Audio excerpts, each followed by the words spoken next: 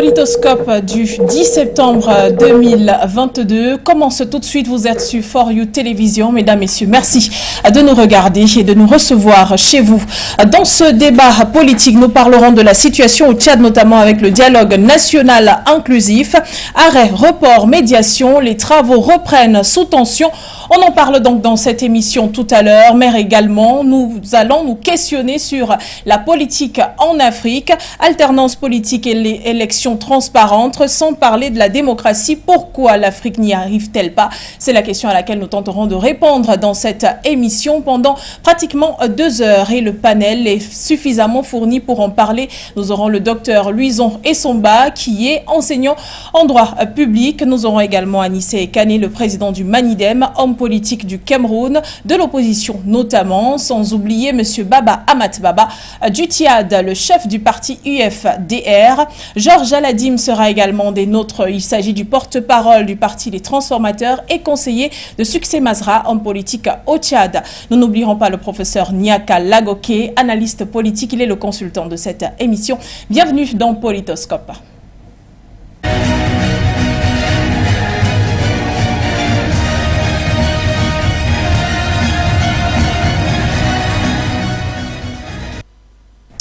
Eh bien, pour démarrer cette émission, nous allons prendre le pouls de l'actualité politique dans plusieurs pays africains, notamment l'Angola, le Burundi, la Guinée-Conakry, avec bien sûr les 1 an de transition menés par le colonel Mamadi Doumbouya. Nous parlerons également des élections présidentielles au Kenya. C'est parti pour le round-up politique de l'Afrique.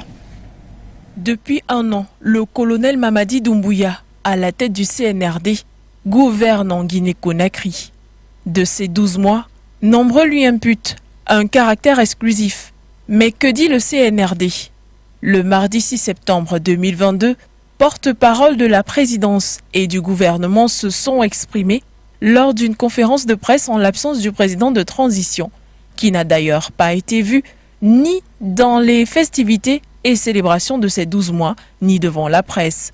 Le colonel Amara Kamara et Ousmane Gawal Diallo, respectivement porte-parole, ont chacun choisi un pan précis concernant la lutte contre la corruption et le renforcement de la justice qui faisait partie des objectifs premiers du pouvoir de transition après la réconciliation et la recherche de nouveaux partenariats pour redorer l'économie du pays. Le colonel Amara Kamara a précisé que le combat se poursuit et que la justice tient encore plus ferme désormais.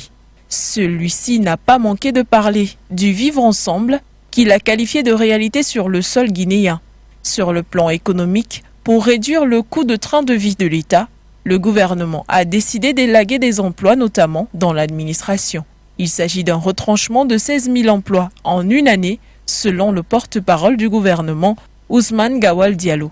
Durant ces 12 mois de gouvernance, il a été reproché au président Mamadi Doumbouya de bafouer les droits de l'homme, car celui-ci avait décidé l'interdiction des manifestations publiques et pourtant, selon sa politique, ces manifestations créent plus de dégâts que d'écoute, notamment en pertes humaines et en matériel. Le dernier exemple est celui des marches illégales du Front National pour la Défense de la Constitution FNDC, aujourd'hui dissous par le CNRD le mois dernier. Au-delà de ces faits en rapport aux droits de l'homme, également le non-retour de certaines personnalités dites exilées. Le porte-parole de la présidence a déclaré en ses propos « Assimiler un voyage personnel à de l'exil relève d'une manœuvre de nature à ternir l'image de notre pays ». Sur l'aspect économique, le porte-parole du gouvernement Gawal Diallo, l'État guinéen compte, selon lui, dès l'année 2025 engranger 1,5 milliard de dollars en s'appuyant sur la bauxite. Le colonel Mamadi Doumbouya a du fil à retordre, tout de même car aujourd'hui les populations pointent du doigt les difficultés financières et la vie chère, alors que le monde entier est victime d'une inflation importante. Sur le plan de la justice, où il est très attendu, notamment dans l'ouverture du procès du massacre du 28 septembre 2009, annoncé depuis sa prise de pouvoir comme une priorité. La transition a été fixée à 36 mois après échange et médiation de la CEDEAO. Alors du temps peut-être, il en a pour définitivement remplir son quota de promesses.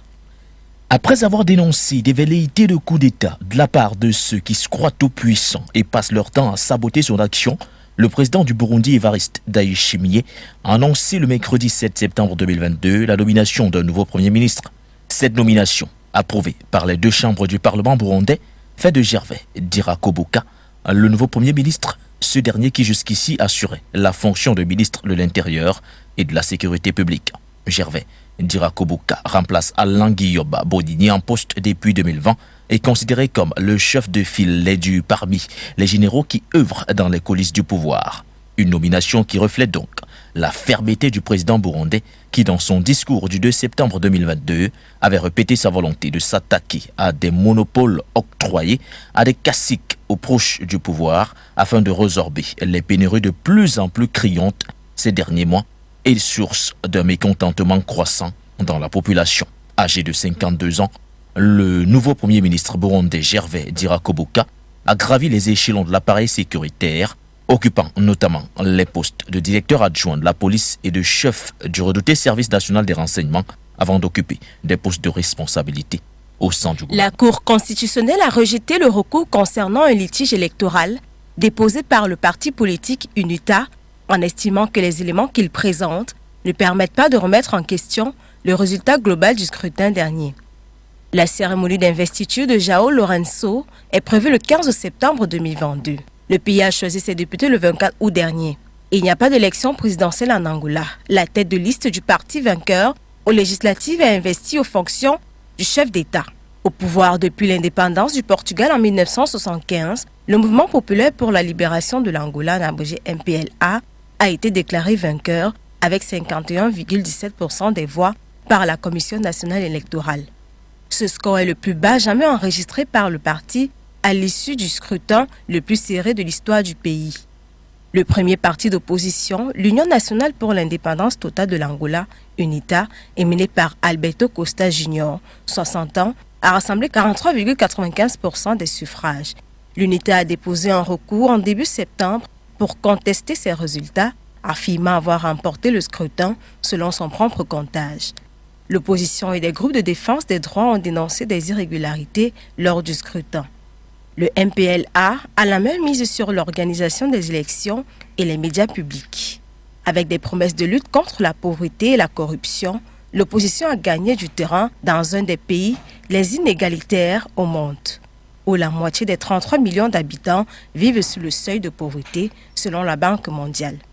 L'opposition avait déjà contesté les résultats des précédentes élections en 2017, mais la victoire du MPLA et de João Lourenço, alors successeur désigné de l'ex-homme fort du pays, José Eduardo dos Santos, décédé en juillet, avait été confirmée. 5 partis d'opposition, dont l'UNITA, ont déclaré jeudi dernier dans un communiqué réfléchir à l'organisation de manifestations pacifiques pour contester le résultat des élections. Ils ont précisé se réserver le droit de porter le litige devant d'autres instances. S'il a vaincu la bataille de contestation de son élection, ici débute un nouveau combat entre lutte contre la corruption ancrée, lutte contre la vie chère et rémédiation de la situation de chômage des jeunes dans le pays. Le nouveau président du Kenya, confirmé le 5 septembre 2022 par la Cour suprême, a du pain sur la planche. L'économie kenyane a bien besoin d'être boostée et pendant ce temps, les populations d'être rassurées quant à la cherté de la vie au Kenya, notamment en ce qui concerne les produits pétroliers et ceux de première nécessité. Mais c'est une bataille à laquelle le nouvel homme de la présidence au Kenya s'est juré victoire, puisqu'il s'est fixé un délai de 100 jours pour remédier à la situation économique du pays. L'inflation ayant frappé à la porte du pays en août dernier, en atteignant les 8%, inédit depuis 5 ans sur le territoire kényan, a créé un virage non seulement dans la vie de l'État, mais aussi du peuple. Quelques événements basiques et redondants comme la suite de la pandémie à coronavirus, mais aussi la crise ukrainienne, font rapidement office de cause. En juillet dernier déjà, le gouvernement a annoncé une subvention sur les produits farineux pour soutenir les prix, une promesse ensuite que Ruto viendra peut-être relancer pour épauler les consommateurs qui pâtissent de l'importation des céréales de la Russie et de l'Ukraine à hauteur de 10%, ainsi que de son agriculture, qui représente 22% de son PIB. alors que, durant la campagne du nouveau président, il promettait d'aller à la rencontre de nouveaux partenariats et d'user de transparence, il se retrouve face à un poids énorme de la dette laissée par son prédécesseur durant ses mandats. Il s'agit presque de 70 milliards de dollars de dette. Parmi ces bailleurs de fonds, le Kenya compte la Banque mondiale et surtout la Chine, prisée sur le continent. Avec un nombre d'au moins 500 000 jeunes diplômés chaque année et 5 millions de jeunes sans emploi, la tâche du président reste lourde. Celui-ci a tout de même promis la création d'emplois pour endiguer. Selon le chronogramme du nouveau président, le défi sera relevé. Celui-ci mise sur un investissement massif dans l'agriculture et les productions locales. Le compte à rebours est lancé pour l'ancien vice-président devenu dirigeant. Les 99 jours prochains constituent plusieurs rings contre les hicks qui persistent à ramener plus bas le train de vie des Kenyans.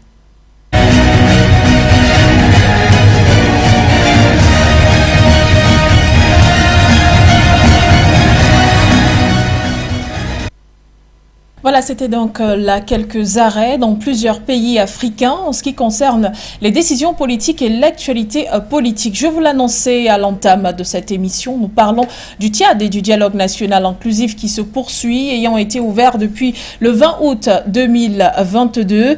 Après la composition du présidium, l'adoption controversée du règlement intérieur, de l'agenda, l'attribution des tâches à chaque groupe, mais sans oublier la création des commissions. Le dialogue national inclusif ouvert, comme je le disais, le 20 août 2022 peine à convaincre.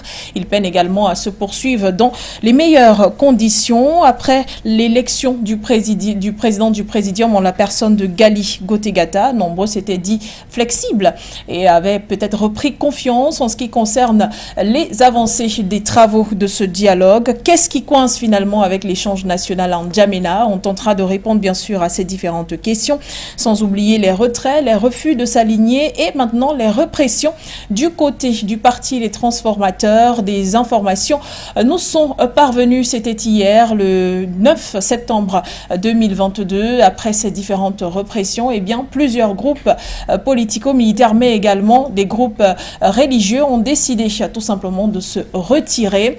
Pour parler de ces différentes thématiques dans cette émission, je vous ai annoncé le panel tout à l'heure, mais il est temps de les présenter puisque tous sont déjà à présent. Et on démarre avec ceux-là qui sont à mes côtés directement sur ce plateau. Je commence à ma gauche avec le président Anissé Kane, qui lui est président du Manidem au Cameroun. Bonjour et bienvenue sur ce plateau. Bonjour. Merci de m'avoir invité à cette émission. Et on vous remercie d'avoir accepté l'invitation. Le docteur Louison Essomba est également en notre compagnie sur ce plateau. Il est enseignant en droit public au Cameroun. Bienvenue. Merci, c'est moi. Je salue avec tout le respect vos nombreux téléspectateurs et les autres copanélistes avec lesquels nous allons éclairer la lanterne sur les sujets que vous avez mis en débat. Et on va à présent du côté du TIAD avec monsieur Baba Amat Baba, homme politique du TIAD qui est en notre compagnie également depuis Zoom. Bienvenue sur ce plateau également à vous. En tout cas, avec la participation de la technique, on aura également dans cette émission Georges Aladim, qui est le porte-parole du parti Les Transformateurs et conseiller de Succès Masra. Sans oublier le consultant de notre émission, il s'agit du professeur Nyaka Lagoke, à qui on souhaite également bienvenue sur ce plateau. Alors pour démarrer, Anissé Kane, ou devrais-je dire président Kane, peut-être pour planter le décor avec le dialogue national inclusif qui a démarré au Tchad depuis le 20 août dernier, impulsé bien sûr par le président Mahamat Idriss Déby Itno. Déjà, quelle est votre grille de lecture sur cette décision? Pardon, il faut dire que ce genre de manifestation est souvent un exercice d'exorcisme national. La situation au Tchad est très complexe. C'est un pays qui a eu affaire à plusieurs guerres civiles, qui a de multiples, disons ça comme ça, ou plusieurs groupes armés qui sont dans le pays, qui a plusieurs partis de l'opposition, et qui vient de perdre son président. Je crois que ce n'est pas aisé. Mais c'est important, justement, à des phases aussi critiques, de convoquer une telle assemblée. Toujours, néanmoins, il faut toujours, dans ce genre de situation, faire en sorte que un minimum de consensus accompagne cette manifestation. Apparemment, au Tchad, les distensions, les incompréhensions, les contradictions font en sorte que aujourd'hui, on a l'impression que le dialogue national qui a démarré pétine et que peut-être que le gouvernement tchadien, le gouvernement militaire, devrait faire peut-être un petit effort pour trouver un consensus, pour que le maximum des forces politiques et sociales participent à ce dialogue. Alors, puisque vous êtes avec nous, docteur Louison Essumba, on pourrait justement interroger la partie légaliste ou alors la partie du droit de cette initiative du président Mahamat Idriss Déby Itno qui se veut inclusive, mais qui aujourd'hui, malheureusement, selon certains témoignages, a perdu totalement son caractère inclusif. Oui, il faut noter que face à des crises qui se multiplient, l'État ou les pouvoirs publics peuvent adopter deux postures. La première posture, c'est le déploiement des forces de défense nationale en vue de protéger l'intangibilité des frontières et l'intégrité du territoire. Ça, c'est la première phase. La seconde phase, c'est l'organisation d'une concertation nationale où on peut justement intégrer toutes les forces vives du pays à l'effet de trouver les solutions. Je pense que c'est cette option, les deux options d'ailleurs, qui sont mises en place par Mahamat et Idriss Itno. Et on se rend bien compte que ce qui semble faire problème, c'est que l'organisation de cette concertation nationale semble ne pas prendre en compte les partis velléitaires à la crise. Bien entendu, les partis surtout de l'opposition, on se rend bien compte que ces partis de l'opposition n'adhèrent pas à cette formule. Bien entendu, vous savez, lorsqu'on organise, on fait une concertation, j'allais dire un forum politique comme celui-là, l'idéal c'est toujours de mettre en présence ceux qui semblent être réfractaires, c'est-à-dire qu'il faut assurer un élan qualitatif et un élan quantitatif, c'est-à-dire qu'en fait, il faut un souci de représentation et de représentativité, c'est-à-dire de tous ceux qui sont hostiles à la mise en place d'une telle forme. Donc, on se rend bien compte que, vous savez, le Tchad n'est pas un pays facile, le président le disait tout à l'heure. Vous voyez que du côté du sud, vers la Centrafrique, il y a des tensions qui sont relevées de ce côté, et du côté même du sud-ouest, c'est-à-dire que à la frontière avec le Cameroun, il y a des enlèvements sous rançon qui sont devenus anachroniques de ce côté. Donc c'est pour dire que la formule aujourd'hui qui a été engagée par le fils d'Idriss Déby semble ne pas dégager l'unanimité, surtout au niveau des formations de l'opposition. Et ce qui peut donc bloquer, vous avez vu, c'est déjà, il y a eu d'abord des arrêts et on est revenu à plusieurs renvois. Ça fait de sorte que ça devient très compliqué. Et vous savez, dans une telle posture, on voit que le reproche qui est fait au fils de Déby, c'est que c'est une technique de de perdurer et de se maintenir durablement au pouvoir. Or, ils avaient annoncé depuis que 6 mois plus tard, ils allaient mettre en place des voies et moyens pour remettre le pouvoir aux civils. Parce que quand vous regardez très bien ce qui se passe aujourd'hui, la montée de la polémique va du fait que réside au fait que il y a cette envie justement du fils d'Idriss Déby Itno de se maintenir au pouvoir. Et c'est en cela que l'opposition tchadienne est offusquée. Oui. Du fait d'ailleurs, vous savez que le coup d'État qui a fait le décès du père et que le fils a pris le pouvoir n'a toujours pas emporté l'adhésion des Tchadiens. C'est pourquoi l'une des raisons fondamentales de cette crise, c'est qu'il faut très rapidement restituer le pouvoir aux civils. Et oui, effectivement, restituer le pouvoir aux civils, c'est peut-être où devrait aboutir définitivement ce dialogue national inclusif du côté de N'Djamena. Et nous allons justement au Tchad cette fois-ci avec Monsieur Aladim. Aladim Georges, qui est le porte-parole du Parti des Transformateurs, qui est donc avec nous déjà, et ainsi que Monsieur Baba Amat Baba, qui discutera avec nous. Mais la première question, elle est posée à Monsieur Aladim. Alors, Monsieur Aladim, vous qui êtes directement sur place, on va peut-être revenir sur ce qui s'est passé tout au long de cette semaine et le week-end dernier au siège du parti Les Transformateurs.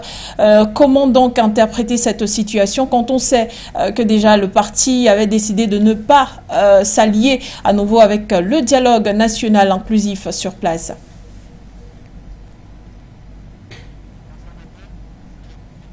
Et à tous les nombreux téléspectateurs de Politoscope. Est-ce que vous m'entendez? Oui, on vous reçoit très bien. Bienvenue dans cette émission, Monsieur Aladim.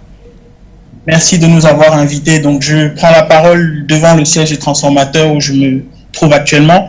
Donc, pour faire rapidement, disons que depuis la semaine dernière, notre parti assiste à un harcèlement inexplicable de la part des autorités de la transition. Jeudi dernier, comme vous le savez, alors que nos camarades participaient à des actes de mobilisation comme ils le faisaient depuis déjà 2-3 semaines, de manière totalement pacifique, 84 personnes ont été arrêtées. Et dans la nuit du jeudi 1er septembre, excusez-moi, au vendredi 2 septembre, une trentaine de cars de police ont été stationnés devant notre siège, nuitamment, et ont bloqué ce siège-là. Donc c'est un siège, un blocus qui a perduré jusqu'à dimanche. Et Dieu merci des tractations avec les autorités religieuses, également c'est vrai, des représentations diplomatiques et un émissaire des autorités de transition ont permis de démêler cette situation. Au total, on a eu 279 personnes qui étaient dans les geôles de manière totalement inexplicable parce qu'elles marchaient pacifiquement pour protester contre ce qui était en train de se faire. Et donc, vous posez la question de savoir qu'est-ce qui s'est fait cette semaine. Cette semaine, alors que nous pensions avoir mis derrière nous ces malentendus-là, une convocation totalement inopportune a été délivrée au président Succès Masra, lui demandant de se rendre au tribunal hier matin à 8 h sans aucun motif. Prenant acte de cela, le président Succès a décidé de se rendre au tribunal et la foule nombreuse, qui a l'habitude de toute façon d'arpenter notre siège, a décidé de lui accompagner, en sachant que c'est quand même un droit constitutionnel que de marcher. On ne s'attendait pas au déferlement de violence qui a suivi. Donc, dispersion de la foule, ça peut s'entendre et c'est discutable, mais l'attaque du siège, vous pouvez facilement vérifier les images sur les réseaux sociaux, est totalement inexplicable. Le siège a subi un siège lourd. À 9 h du matin, des tirs sur ce siège-là, des tirs à balles réelles, des tirs de lacrymogènes qui ont laissé des impacts gros comme vous pourrez voir vous-même sur les images et essayer de deviner quelles étaient les intentions. Hier, jusqu'à 19 h, les effets du lacrymogène à l'intérieur du bâtiment étaient tels que il était impossible de circuler à l'intérieur. C'est pour vous dire que des tirs de lacrymogène balancés à 9 h puissent être aussi forts à 19 h, vous pouvez imaginer la quantité. À l'heure où je vous parle, nous avons de nombreux blessés dont nous sommes en train de prendre soin. On ne s'explique pas ce harcèlement, mais vraisemblablement des discussions que nous avons avec les partis adverses, il semble que c'est très mal apprécié le fait que nous refusions de venir nous asseoir dans cette salle. Alors, on est en droit de se demander si nous sommes obligés d'aller nous asseoir là-bas et si, auquel cas, nous disons que nous ne sommes pas d'accord avec cette mascarade, est-ce qu'on va subir ce type de harcèlement chaque semaine? Voilà un peu la situation de notre côté. Merci Monsieur Aladim. On va y aller toujours au Tchad avec Monsieur Baba Amat Baba, à qui on interroge, on pose justement la question de savoir comment comprendre jusqu'à ce jour, après des médiations du président du Présidium justement Galigoté Gata, que les partis refusent toujours de s'allier, mais aussi qu'il y ait ce type de répression en ce qui concerne justement ceux-là qui n'ont pas adhéré.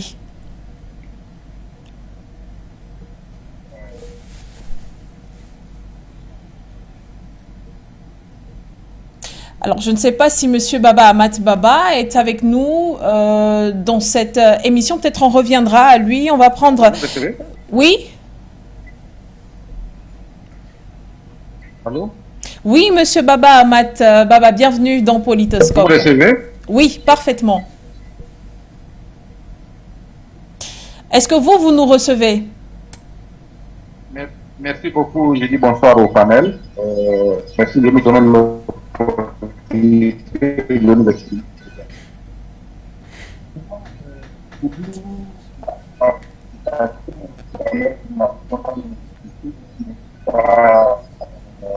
Obligatoire. On ne peut pas imposer à un parti politique de prendre part à cette activité. Je pense que c'est un choix politique qu'il faille respecter. Nous avons fait le choix d'assister à ce dialogue national politique. Et honnêtement, au départ, on a même fait le dialogue avant de revenir. C'est pour dire que, alors, on le fait. De vous déconnecter et puis de vous reconnecter.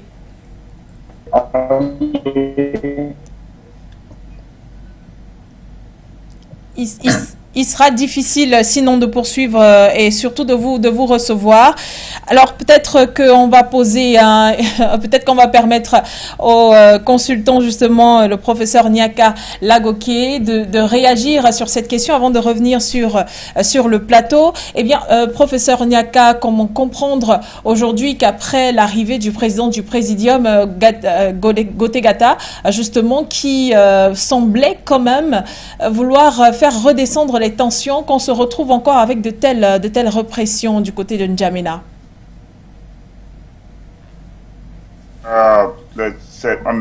D'abord, merci pour le privilège et l'opportunité.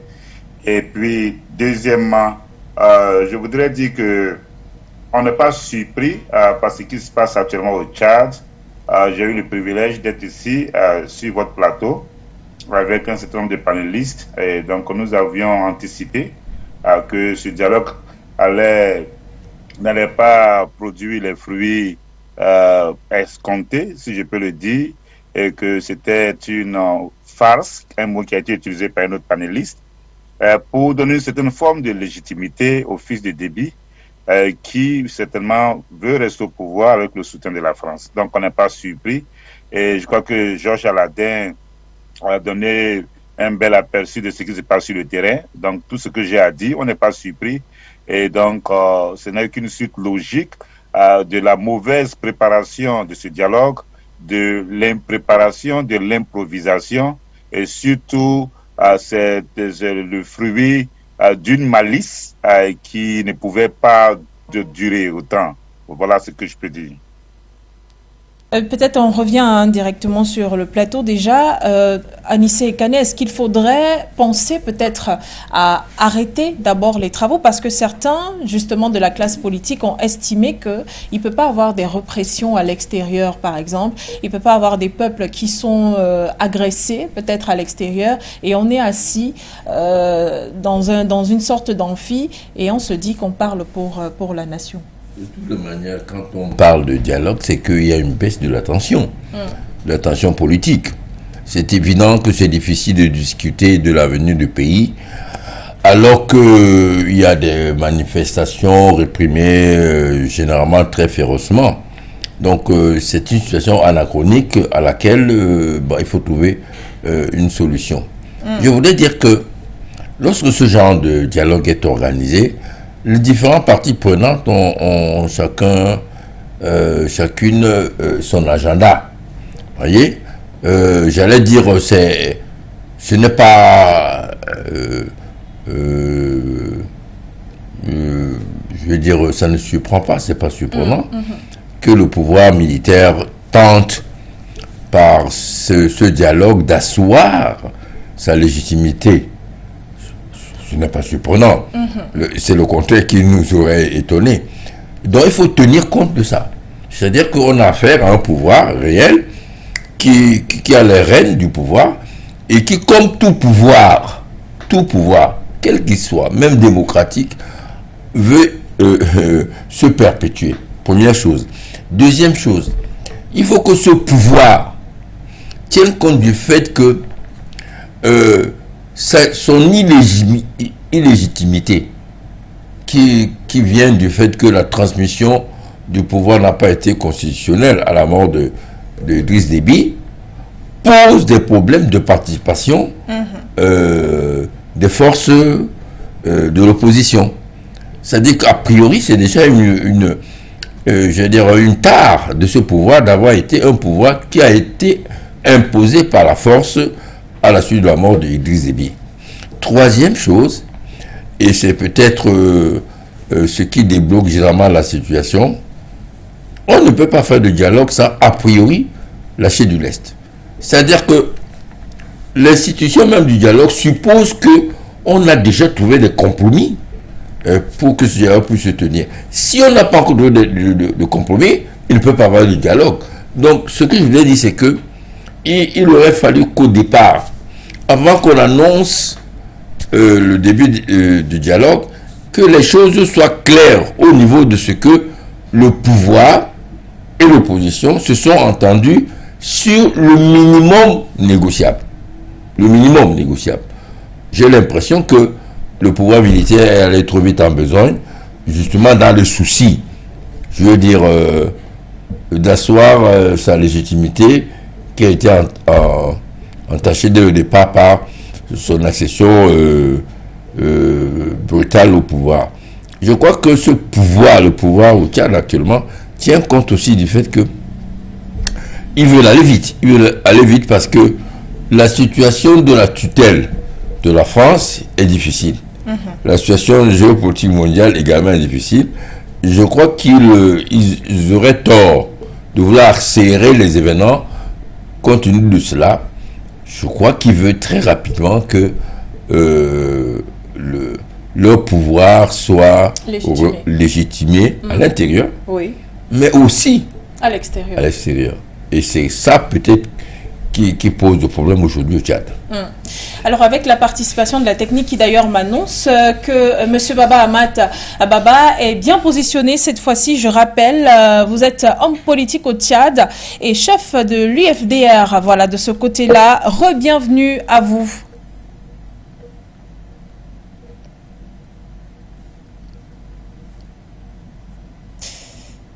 Définitivement, ce sera peut-être compliqué pour avoir Monsieur Baba Amat. En tout cas, on va essayer tant de fois qu'il le faudra de vous avoir. On va retourner peut-être vers Monsieur Aladim, qu'il se prépare déjà. Mais avant, puisque nous sommes en compagnie du docteur Louison Issouba, docteur Louison Issouba, on aimerait bien vous demander à vous, est-ce qu'il faudrait justement mettre peut-être un stop d'abord sur les travaux, comme cela a été fait après l'élection du président du Présidium, qui avait estimé qu'il fallait d'abord aller faire une sorte de médiation chez les autres qui avaient refusé de se mêler au dialogue national et ceux qui s'étaient rétractés par la suite. Oui, à la faveur de votre question, il importe de préciser que dans un contexte de tension, de crise, on ne peut pas tenir un dialogue. Bien entendu, avant même la mise en place ou l'institution d'un dialogue national, il y a des préalables qu'il faut respecter. C'est-à-dire que, d'abord, des négociations sur les points qui vont faire l'objet de la discussion ou des échanges. Cela n'a pas été fait. Le président parlait tout à l'heure du fond de la négociation qui doit être connu.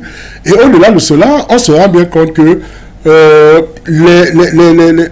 la démonstration de force qui est faite par l'armée, je me rappelle encore que le chef d'état-major, Abaka Abderrahim Daoud, annonçait que toutes les mesures sécuritaires sont prises, demandait même aux citoyens de vaquer règlement à leurs occupations. Mais on s'est rendu compte que en face de ces propos propagandistes, parce que c'est de la propagande qui ne tient sur aucun fondement, on a vu la résistance de l'autre côté de la population et même des formations politiques qui n'entendent pas cela de la bonne oreille.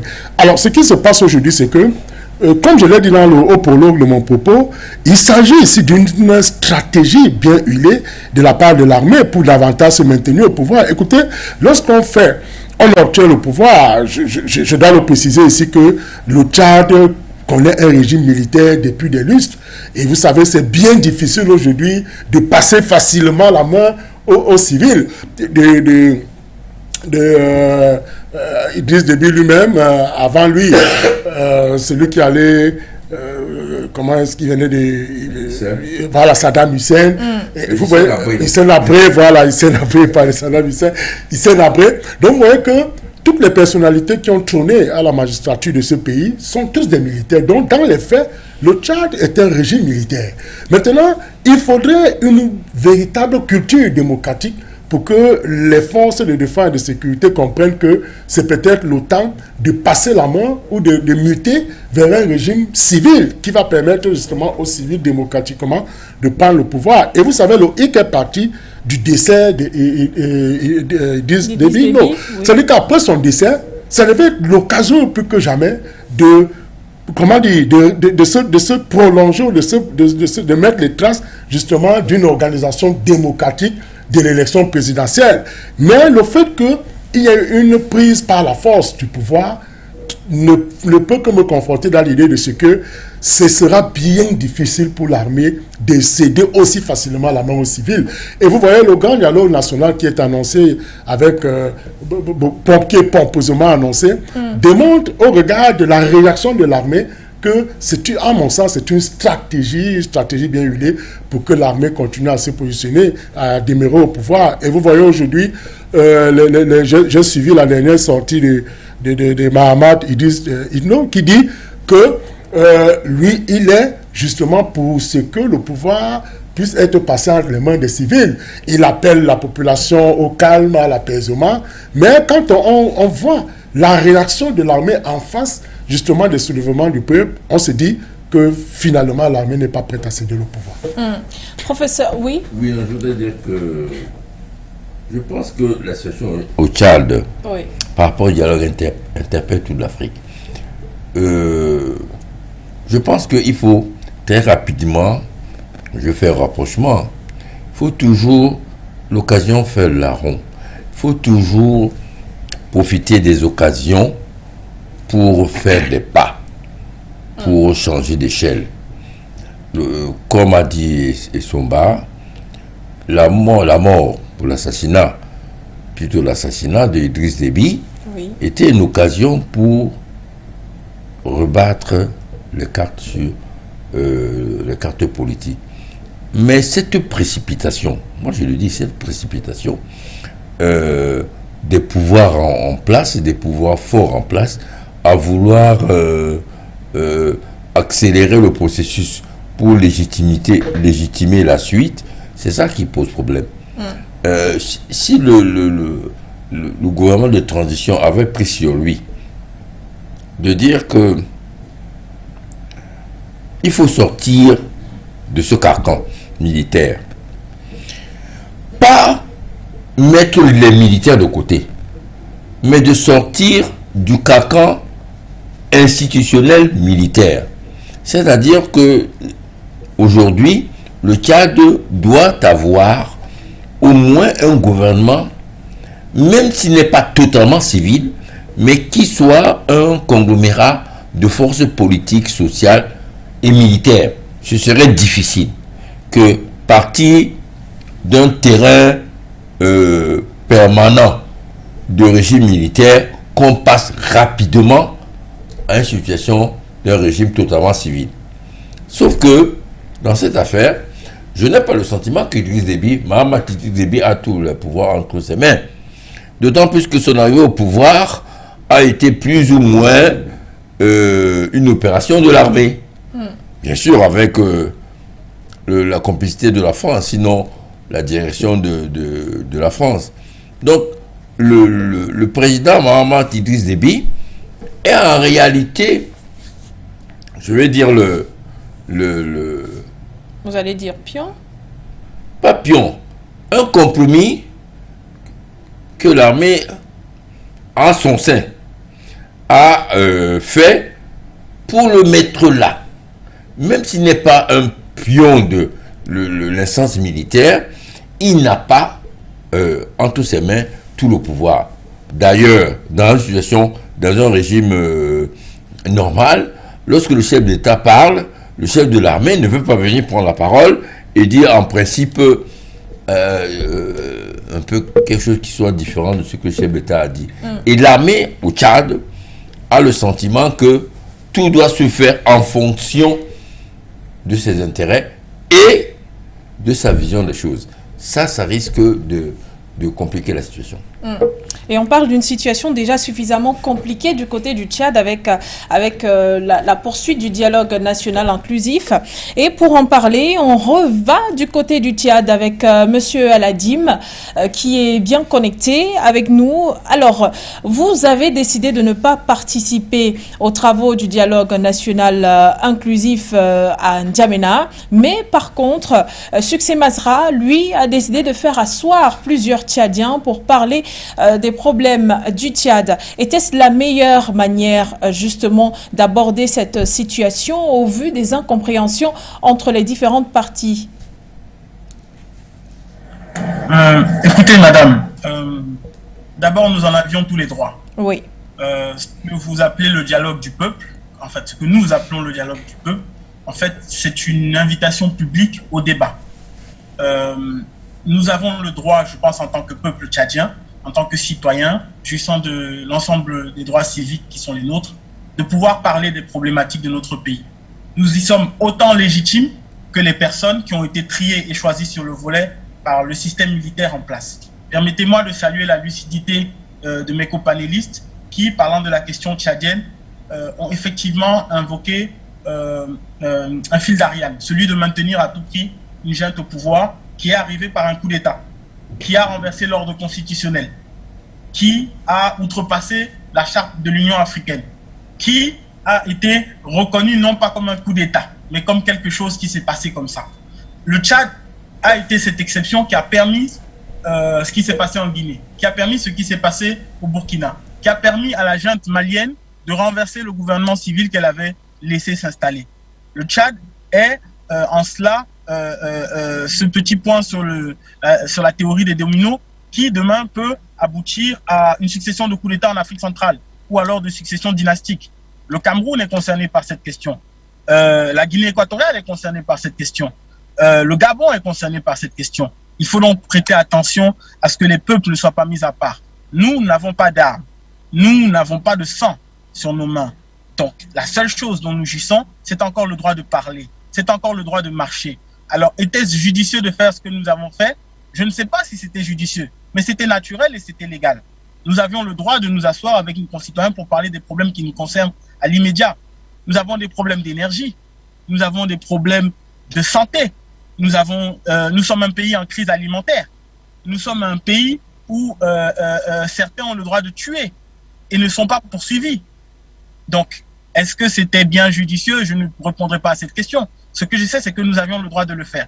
Et nous espérons réellement que la médiation que nous avons accepté d'intégrer dans les discussions, une médiation qui est quand même conduite, excusez du peu, par un ancien chef de l'État, le seul qui reste au Tchad, par les chefs de toutes les tendances religieuses, le président du Conseil des affaires islamiques, le président de l'Église protestante et l'archevêque chef de l'Église catholique. Cette médiation à qui nous avons laissé toutes les chances de pouvoir réunir l'ensemble des réfractaires fils du Tchad qui sont maintenus à l'écart de ce dialogue, nous leur avons ouvert nos portes, nous leur avons ouvert nos cœurs, nous leur avons permis d'écouter ce que nous avions réellement à mettre sur la table. Malheureusement, cette même médiation est refoulée aujourd'hui par les instances de la transition.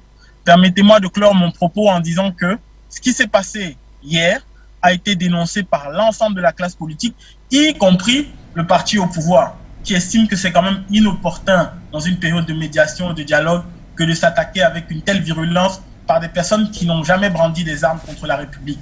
Aujourd'hui, dans cette salle, il y a des politico-militaires, des gens qui ont versé du sang. Il y a des forces de défense qui ont abattu souvent des civils et qui n'ont jamais été poursuivis. En quoi ces personnes seraient plus légitimes que nous pour parler en notre nom? C'est la question à laquelle je veux renvoyer tous ceux qui se posent des questions sur ce qui se passe au Tchad. Et puis vous ne partez pas parce que justement ma question était quelle est donc l'issue de ce dialogue du peuple que vous avez décidé de mettre sur place? Est-ce que c'était tout simplement porté après les décisions qui ont été prises au sein de ces assises vers le pouvoir en place? Écoutez, les transformateurs ont décidé de continuer cette initiative. Nous allons continuer parce que nous sommes partie prenante du peuple à dialoguer. Nous allons continuer de poser les problématiques qui nous concernent à l'immédiat. et indépendamment de ce que voudra faire le système en place, nous continuerons. Si d'aventure les conditions que nous avons posées pour participer à ces assises qui se déroulent au palais du 15 janvier venaient à être acceptées, nous serions heureux de rejoindre ce débat et d'en faire un véritable dialogue inclusif, ce qu'il n'est pas encore. Il faut savoir que, comme le dit souvent le président Succès Masra, le Tchad n'a pas manqué de dialogue. En 2018, il y en a eu un, en 2020, il y en a eu un autre. On est sur le 3e dialogue en 5 ans. Donc, ce qu'il faut aujourd'hui, c'est de la sincérité. Ce qu'il faut aujourd'hui, c'est l'inclusivité. Et aujourd'hui, nous avons un monologue, nous avons un forum qui est tenu à l'intérieur d'un seul camp.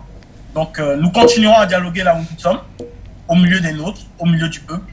Et nous espérons que tout le monde reviendra à de meilleurs sentiments pour que nous puissions enfin avoir le grand dialogue que ce pays mérite d'avoir pour embrasser correctement le tournant de son histoire dans lequel il est empêtré. Merci infiniment, Monsieur Aladi, mais vous restez bien sûr avec nous. Cette fois-ci, nous sommes du côté de Washington avec le professeur Nyaka Lagoke, à qui on demandera bien sûr une lecture particulière de ce qui vient de se dire, mais surtout d'essayer de répondre à cette question. Alors, professeur Nyaka, est-ce qu'aujourd'hui, pour la bonne tenue ou alors l'avancement de ces différents échanges, il faudrait peut-être revoir totalement les différentes démarches en termes de médiation, peut-être recommencer? Oui, comme la plupart des panélistes l'ont dit, nous sommes en harmonie, nous avons certainement les mêmes positions. Ce dialogue a certainement échoué, c'est un échec. Il faut avoir le courage de le dire.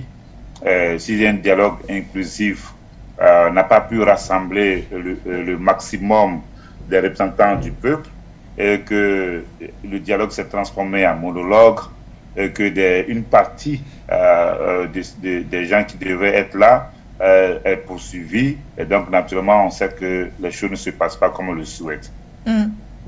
Certainement qu'il faut poser les bases d'un autre forum, parce que celui-ci devait, quand ils ont commencé, je crois que ça devait finir autour du 11 septembre ou bien je ne sais plus, maintenant là, dans ces 2 jours-là. Et donc, ils n'ont certainement pas la possibilité de respecter ce délai. Et je l'avais déjà dit, Aladim l'a répété, la malice est le véritable problème au Tchad, un peu partout d'ailleurs en Afrique. Chacun a son agenda. Donc, la junte militaire veut continuer le pouvoir dans une tradition monarchique après la mort du père Déby. Et donc, pour moi, le Tchad va connaître encore un moment de tension. Et puis, certainement que les esprits seront visités par une sorte de sagesse. Et peut-être que les conditions seront lancées pour que il y ait un cadre pour un nouveau consensus au Tchad, un nouveau contrat social, un nouveau consensus, et puis pour que les règles du jeu soient assez claires.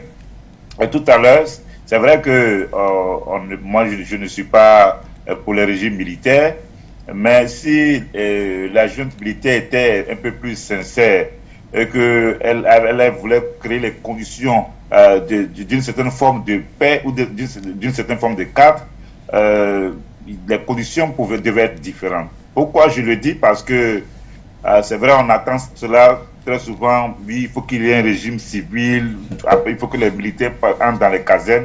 Bon, c'est des choses qui se déclarent, mais cela ne se passe pas toujours ainsi. On a vu ce qui s'est passé en Égypte quand il y a eu la chute du régime de Hosni Moubarak. Et puis, il y a eu les frères musulmans qui ont pris le pouvoir. Et donc, des gens ont estimé que les militaires devaient repartir. Il y a eu la révolution du Tahrir Square et quelques instants après, les militaires ont repris le pouvoir. Donc là, aujourd'hui, c'est à peu près la même situation au Soudan. Donc, à un moment donné, il faudrait réfléchir à une certaine forme de conversation, de dialogue entre les civils et les militaires. Pour que même s'il doit y avoir un transfert de pouvoir ou un transfert de compétences, cela doit se faire non pas dans un contexte de conflit, mais dans un contexte de conversation, dans un contexte de dialogue véritable. C'est-à-dire que même si aujourd'hui, les militaires étaient sincères pour délaisser le pouvoir, il faudrait quand même s'assurer que leurs intérêts, leurs besoins sont garantis. Donc, pour dire qu'au Tchad, il devrait avoir une dimension multiple de conversation, et ce dialogue-ci ne répond pas à ce que nous espérions.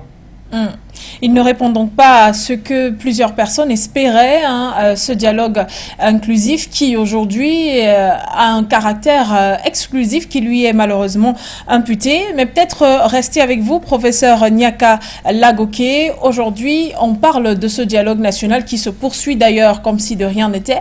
Est-ce qu'on peut avoir peur lors des conclusions justement de ce dialogue quand on sait que l'opposition n'est pas d'accord et est de son côté, une partie des civils également de son côté, sans oublier des groupes religieux et aînés.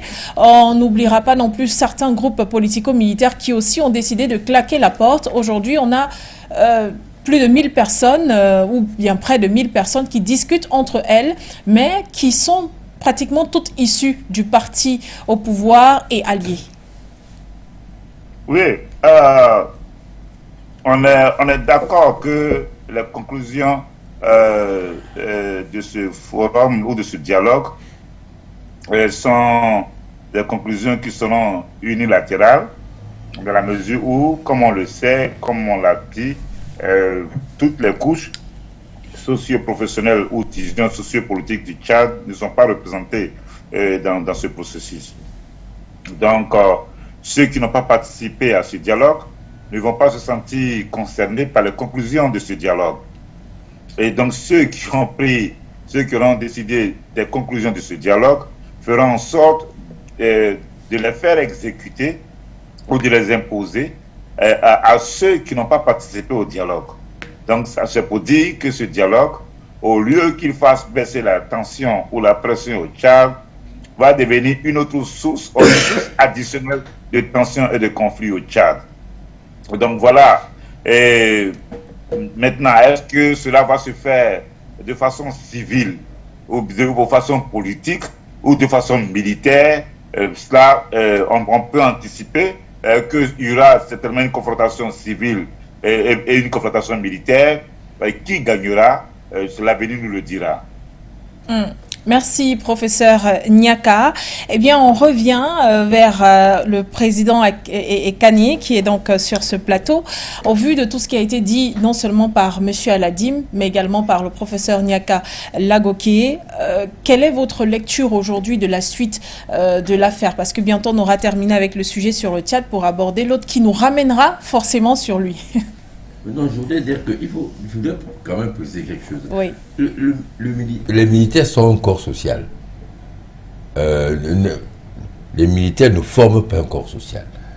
Je suis persuadé qu'il y a des divergences au sein de la junte militaire.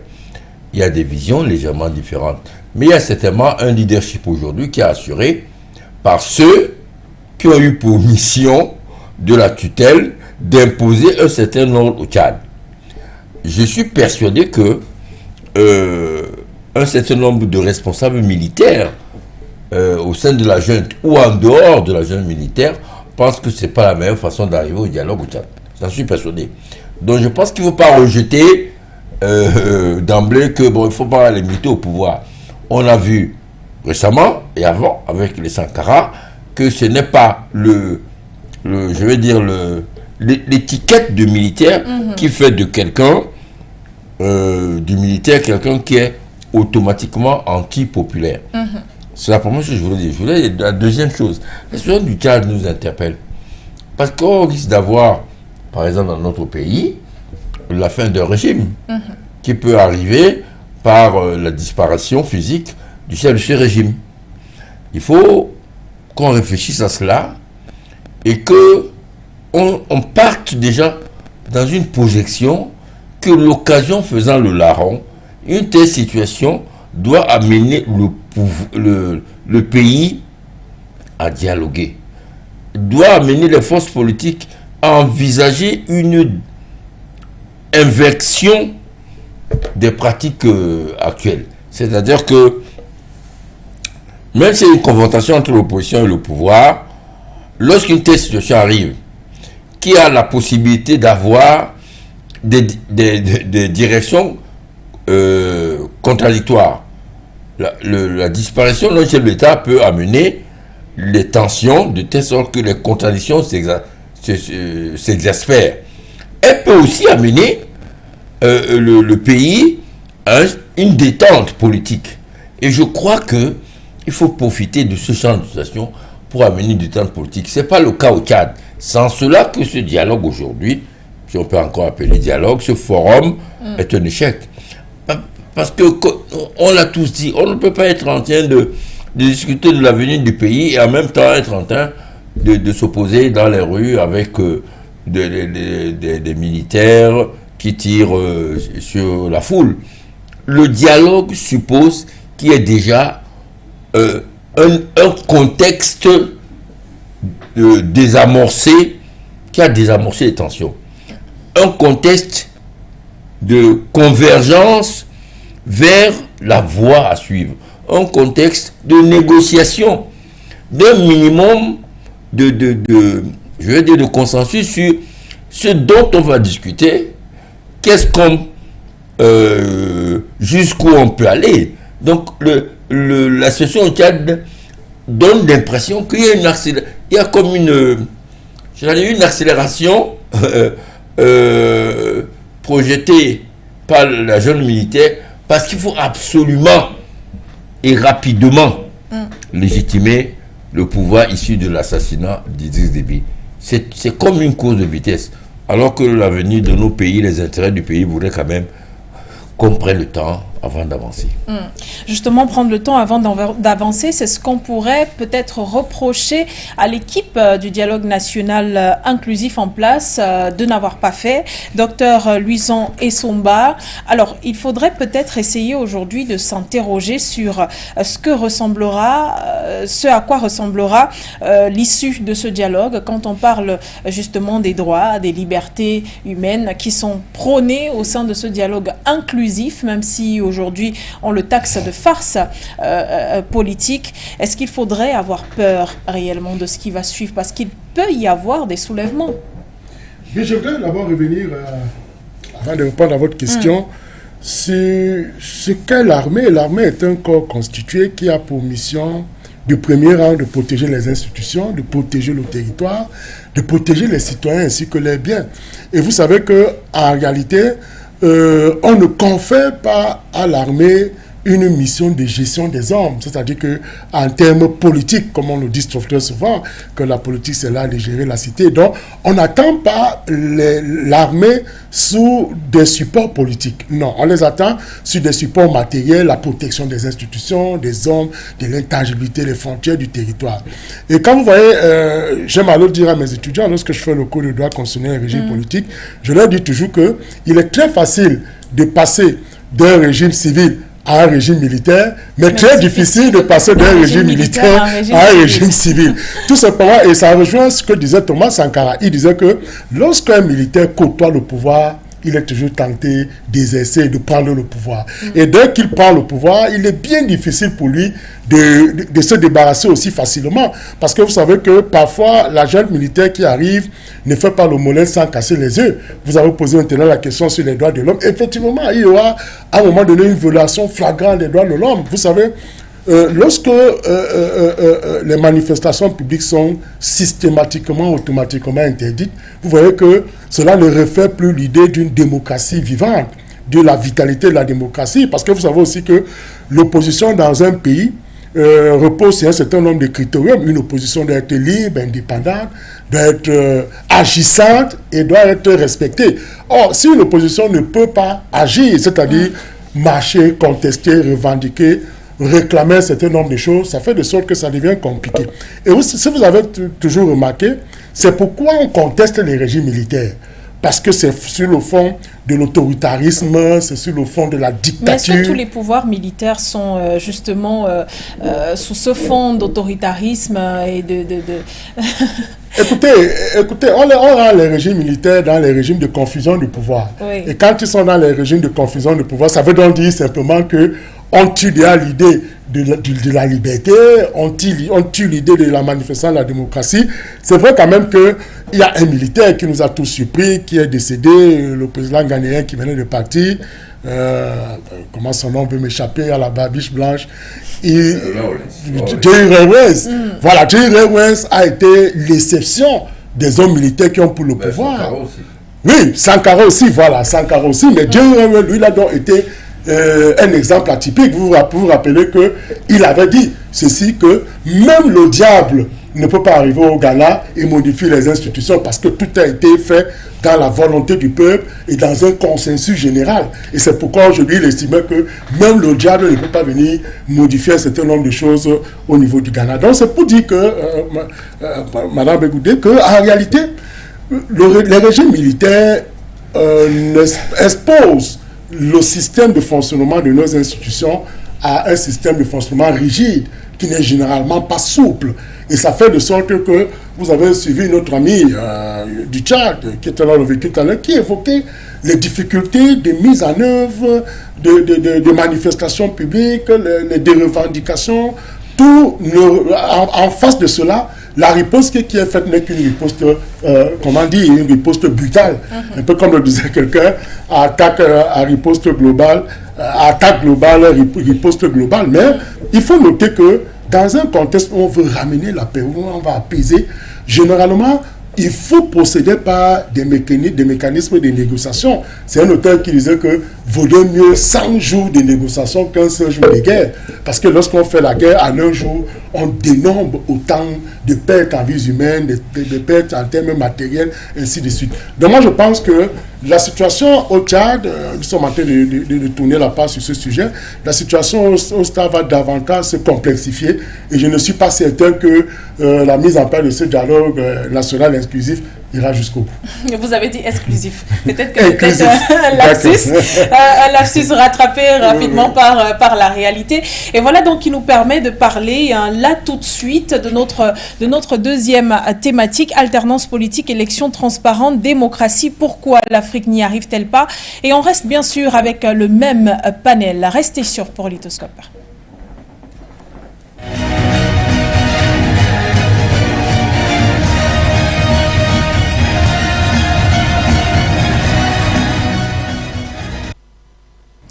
Nous parlions de la situation au Tchad qui nous permet bien sûr d'embrayer rapidement sur la deuxième thématique où on interroge l'alternance politique en Afrique, les élections pas toujours transparentes, la démocratie qui peine à être démocratique sur le continent. Pourquoi l'Afrique peine justement à être suffisamment démocratique? Est-ce que ce modèle de gouvernance ne lui sied pas définitivement? On s'interroge avec le même panel. Et justement, pour en parler, nous allons commencer du côté du Tchad, pourquoi pas, avec Monsieur Aladim qui est toujours des nôtres. Monsieur Aladim, vous êtes bien avec nous? Oui, je suis avec vous, madame. D'accord, merci. Eh bien, lorsque vous regardez aujourd'hui la situation, qu'elle soit au Tchad, qu'elle soit au Mali, qu'elle soit en Angola, au Kenya, quel regard est-ce que vous avez aujourd'hui sur la démocratie qui a été mise en place en Afrique? Écoutez, je suis toujours un peu gêné, je dois le dire, lorsqu'on parle de l'Afrique comme d'une réalité homogène. Le cas du Kenya est atypique. Il n'est en aucun cas assimilable à celui de l'Angola, par exemple. Si on regarde en Angola, finalement, nous sommes un peu dans la continuité du régime du MPLA, qui est quand même, je crois, celui qui est resté aux affaires depuis l'indépendance de ce pays. Au Kenya, nous avons des soubresauts dans cette démocratie avec de l'alternance. Une alternance qui peut être critiquée parce que chez eux, ils ont quand même pas mal d'ingrédients ethniques qui structurent le débat. Mais pour répondre quand même à votre question, je dirais que la question de la démocratie et des alternances en Afrique est d'abord liée intrinsèquement à la qualité du leadership que l'on retrouve dans ces pays-là.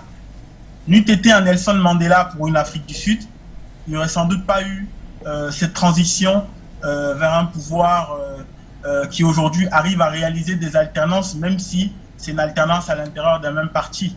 N'eût été un Jerry Rawlings au Ghana, comme le disait M. Luison et Somba tout à l'heure, nous n'aurions pas un Ghana si dynamique et si exemplaire à la face du monde. Parce que ce n'est pas qu'un problème africain, c'est un problème qui est vraiment lié au leadership de chaque pays. C'est pour ça que nous, nous croyons qu'il faut des leaderships serviteurs en Afrique, mais il faut aussi des sociétés civiles qui soient au niveau. Parce que la société civile, elle est là pour amener les leaders politiciens à avoir le plus de contre-pouvoir possible. Elle est là pour amener ces leaders, qui soient d'ailleurs militaires ou civils, puisque c'est les réalités africaines aussi, ce sont les réalités africaines, il faut le dire, elle est là pour les contraindre, pour les amener à ne pas avoir à personnaliser le pouvoir. Donc, pour répondre simplement à votre question, le regard que je porte sur l'avancée de la démocratie en Afrique, il est inégal d'un pays à un autre, d'une histoire à une autre, mais ce que je constate, c'est que là où il y a une société civile forte, là où il y a des leaders serviteurs, je pense qu'on n'a rien à envier dans ces pays, même s'ils sont des exceptions, à ce qui se fait ailleurs. Professeur Nyaka Lagoké, qui est en notre compagnie également, peut-être à vous, on demandera pourquoi l'Afrique s'attarde-t-elle ou alors s'attache-t-elle forcément à ce qu'on appelle aujourd'hui alternance politique, à ce qu'on appelle élection transparente, à ce qu'on appelle la démocratie tout simplement, alors qu'on a bien l'impression que le sentiment n'est pas partagé. Bon, je pense que je ne dirais pas que l'Afrique s'attache. Voilà, je me permettrais de reformuler, pas de reformuler la question, mais je vais dire que c'est une question de survie. Voilà, c'est une question de survie. Nous avons dépassé cette étape ou cette époque où il y avait des rois qui décidaient et qui avaient le droit de vie et de mort sur leur sujet, où le pouvoir passait de père en fils ou bien de façon monarchique, où il y avait des dynasties. Je pense qu'aujourd'hui, cette réalité politique fait partie des exceptions. Voilà, donc, il y avait un moment, que ce soit en Afrique ou dans le monde entier, au XVIIIe siècle, au XVIIe siècle, bon, c'était des rois partout, et donc des dynasties pouvaient rester au pouvoir de façon éternelle. Le monde a évolué. Il y a eu donc les différentes révolutions, la révolution française de 1789, la révolution américaine de 1776 à 1783, et puis la révolution en Angleterre avec la glorieuse révolution de 1688 qui devrait mettre sur pied les conditions de ce qu'on appelle une constitution monarchique. Et puis après, donc cette donne-là que les Américains ont popularisée dans l'histoire contemporaine quand ils ont parlé de démocratie, le gouvernement du peuple par le peuple allait devenir progressivement une réalité universelle. Donc, même au moment donné, quand les pays africains ont eu leurs indépendances, parce qu'ils avaient envie de réduire les dissensions tribales et qu'ils avaient envie de bâtir une unité beaucoup plus forte, ils ont eux tous, la plupart des leaders des pères des indépendances ont adopté le parti unique. Donc, dans les années 80 et un peu plus tard, il y a eu des mouvements. Et puis, avec l'arrivée de Nelson Mandela au pouvoir, cela a coïncidé avec le retour à la démocratie en Afrique. Donc, aujourd'hui, c'est difficile qu'on retourne au temps des partis uniques. Donc, cela, c'est un fait d'histoire, c'est un fait historique, c'est une réalité géopolitique que les Africains doivent accepter. Maintenant, la deuxième partie, maintenant, comment est-ce qu'on arrive à créer les conditions d'une véritable démocratie? Et là, on est d'accord que des gens ont des intérêts particuliers, des gens veulent imposer leur agenda, et encore sur la base parfois d'une vision ethnique et d'une vision tribale. Et on le voit partout, que ce soit en Côte d'Ivoire, que ce soit au Nigeria, que ce soit au Kenya, on voit que l'ethnie est encore une réalité géopolitique et sociologique en Afrique qui est encore très forte. Bon, mais à cause des facteurs historiques favorables, à cause de la mobilisation des uns et des autres dans diverses parties du monde, on se rend compte que la démocratie fait quand même son petit bonhomme de chemin. C'est une réalité en Afrique du Sud, c'est une réalité au Botswana, c'est une réalité au Sénégal, même s'il y a des soubresauts ici et là.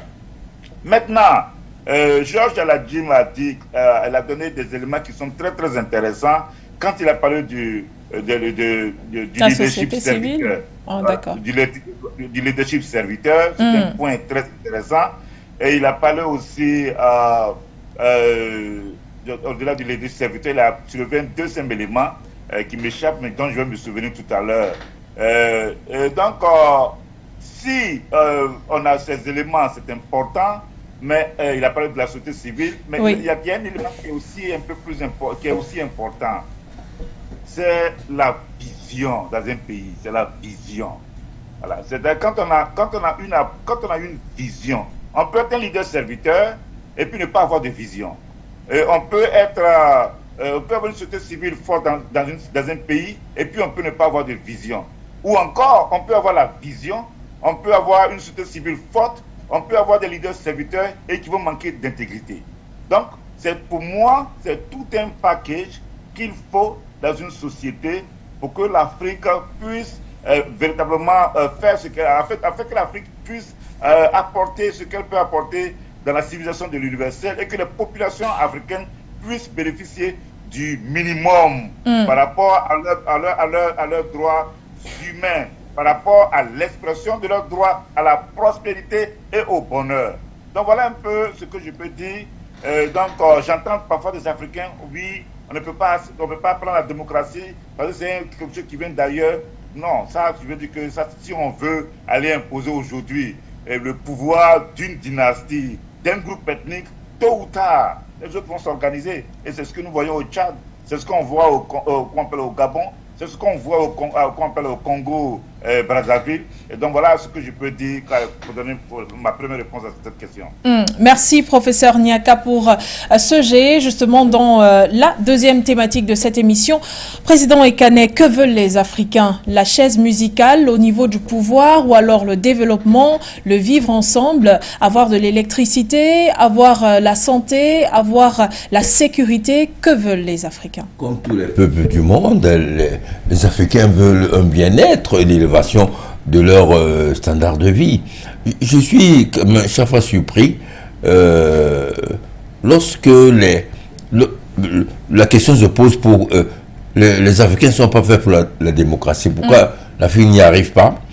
Et on revient, tous ceux qui veulent répondre à cette question reviennent au problème ethnique, aux différents ethnies qu'il y a en Afrique. Il y avait des ethnies en Europe. La différence fondamentale qui fait en sorte qu'on a des problèmes d'alternance, problèmes de démocratie dans notre pays, c'est que l'Europe a fait sa révolution politique avec les forces endogènes. C'est-à-dire qu'il y a eu des rois, des empereurs en Europe, ce sont les forces internes qui ont fait la révolution d'amener à une prise du pouvoir par le peuple. Par contre, l'Afrique a été colonisée. Pourquoi, lorsqu'il faut répondre à cette question, on ne va pas à l'origine? C'est la tutelle de la colonisation qui a créé des conditions aujourd'hui où la démocratie a peine en Afrique. On parle d'un leadership serviteur. C'est des vœux pieux. On parle de vision. Tous les leaders ont des visions. Le problème, c'est de quelle vision s'agit-il? Lorsque la décolonisation a été opérée, parce que ça devenait de plus en plus difficile, que les tutelles occidentales restent comme des tutelles en Afrique. Lorsqu'elle a été faite, cette décolonisation, qu'est-ce qui s'est passé? La tutelle a installé en Afrique un leadership qui correspond à leurs intérêts.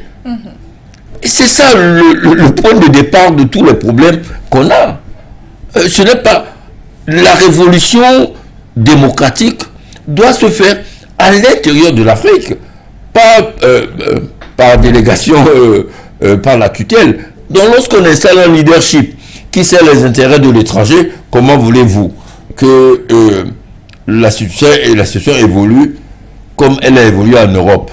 Les forces endogènes de l'Afrique n'ont pas eu prise sur la décolonisation, sur l'après-décolonisation, et on a continué à être sous l'égide des forces exogènes. Quand on parle de néocolonisation, c'est ce que ça veut dire. Ça veut dire qu'en fait, la décolonisation a permis à la mise en place d'une autre colonisation, une nouvelle colonisation, mais une colonisation par délégation. Donc je crois que ce n'est pas parce que les Africains ne sont pas faits pour la démocratie, c'est lié au fait que ce sont les forces endogènes de l'Afrique qui doivent assurer cette transformation. C'est pour ça qu'il est toujours bon de le rappeler à ceux qui veulent continuer dans ces visions néocoloniales, à savoir qu'ils doivent être adoubés par les forces exogènes. Il faut que d'une manière ou d'une autre, les Africains se mettent en tête que tant que notre continent ne sera pas libéré de la tutelle visible, invisible, implicite ou explicite de l'Occident, ce serait difficile que cette tutelle accepte l'expression démocratique. Le professeur a dit que le parti unique a été la solution adoptée par le leadership après la colonisation. C'est pas le leadership de la colonisation, c'est pas le leadership africain qui a décidé du parti unique.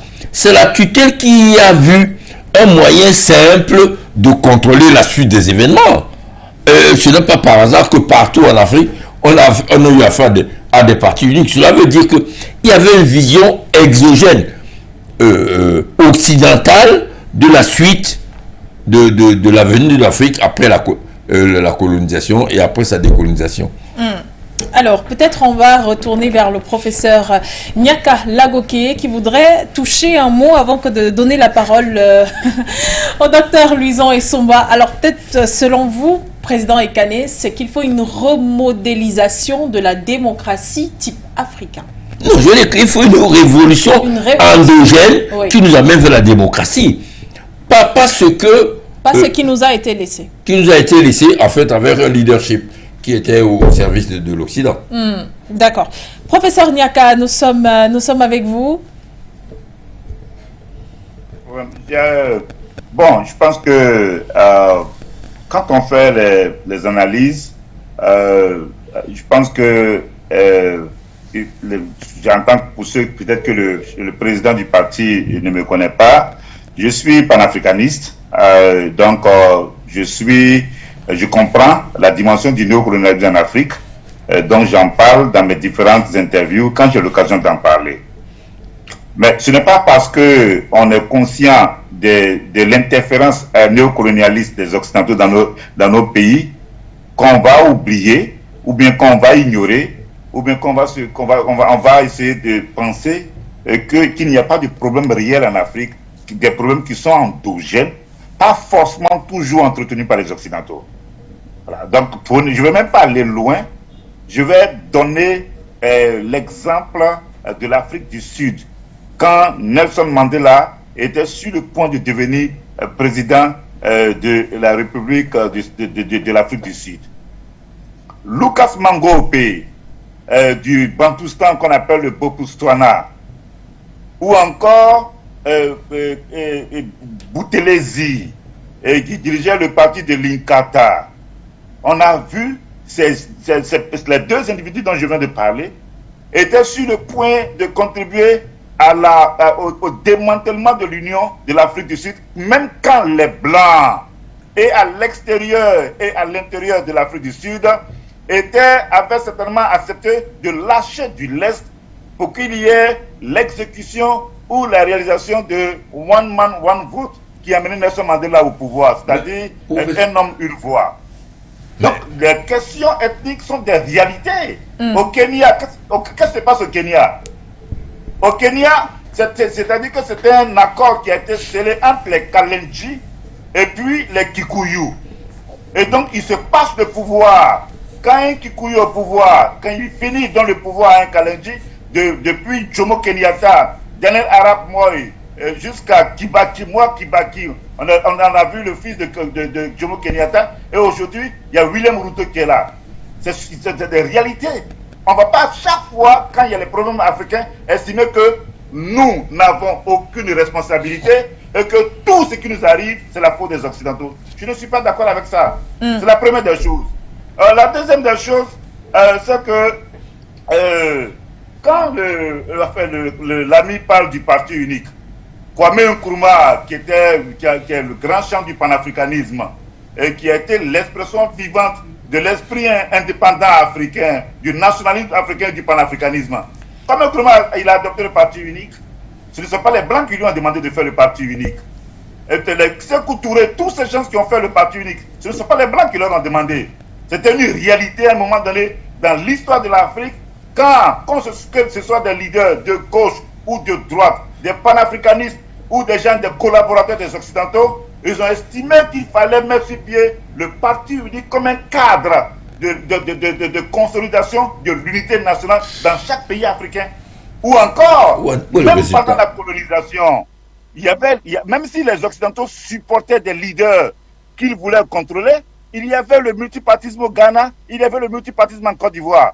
Houphouët-Boigny et Kwame Nkrumah, les deux qui se battaient, chacun a tout fait pour que son parti soit le parti unique et au Ghana et en Côte d'Ivoire. Donc quand on parle, il ne faudrait pas qu'on estime qu'on excuse les Blancs. Ce n'est pas moi, je ne suis pas quelqu'un qui excuse les Blancs, mais la réalité, c'est qu'à un moment donné, nos leaders ont pris cette décision et puis ils se sont trompés, ils ne se sont pas trompés.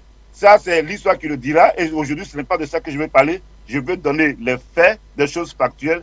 Et je voudrais que dans l'analyse, on se mette d'accord sur des données. Et ce n'est pas parce qu'on veut excuser les Occidentaux. Maintenant, quand en Côte d'Ivoire, Alassane Dramane Ouattara décide de faire la Charte du Nord, même s'il a le soutien des Occidentaux, ou encore Henri Konan Bédié qui est au pouvoir et qui fait la promotion de l'ivoirité, ou encore Félix Houphouët-Boigny qui estime que le pouvoir doit appartenir aux Akans et que les Akans, autant de Bédié, décident de le faire, on ne va pas venir dire que c'est les Blancs. Il y a des choses que les Blancs font dont on est au courant, mais ce n'est pas les Blancs qui sont à la base de tous nos malheurs. Je reconnais, leur responsabilité, elle est très importante. Maintenant, là où je suis d'accord avec l'ami qui est dans le studio, et c'est ma position, pour moi, on peut travailler pour la mise sur pied des conditions pour une véritable démocratie en Afrique. En tant que panafricaniste, je ne demande pas à ce que les Occidentaux viennent le faire pour nous. Mais là encore, même quand on le fait, on doit être détaché des réalités ethniques. En Côte d'Ivoire, qui est mon pays, c'est ce qui se passe. On va au Burkina Faso, pourquoi Zéphirin Diabré ne peut pas devenir président? Pourquoi c'est difficile que Zéphirin Diabré devienne président au Burkina Faso? Mais parce qu'il n'est pas Mossi. Quand on parle avec les uns, ce sont des réalités. Et donc c'est ce qui fait que le Nigeria a des difficultés parce que les Haoussa au Nigeria estiment que c'est eux qui doivent avoir le pouvoir de façon éternelle. Et puis quand on va un peu plus loin, pourquoi un Igbo ne peut pas devenir président au Nigeria? À cause de l'erreur que les Igbo ont fait de vouloir faire la sécession. Mais ce ne sont pas les Blancs qui font que les Yoruba et les Haoussa sont en accord pour qu'un Igbo ne devienne pas président au Nigeria. Voici autant de réalités en Afrique qu'on ne peut pas ignorer. Voilà ce que je voulais dire. D'accord, merci professeur Nyaka Lagoké. Il y a monsieur Ekanye. Oui, un mot. Oui. Pour se dire que le parti unique était la solution pour gommer, de transition pour gommer les problèmes des ethnies en Afrique. Quel est aujourd'hui le bilan des partis uniques qu'on a eu en Afrique? Est-ce qu'ils ont assuré l'unité nationale? Non. Cela veut donc dire que ce n'était pas la solution. C'est la première chose. Deuxième chose, ce que j'ai dit, je n'ai pas dit que la situation en Afrique est totalement la faute des Occidentaux. J'ai dit à la base. La base, ça veut dire quoi? Je dis fondamentalement, les problèmes de l'Afrique viennent de la colonisation. Je dis fondamentalement.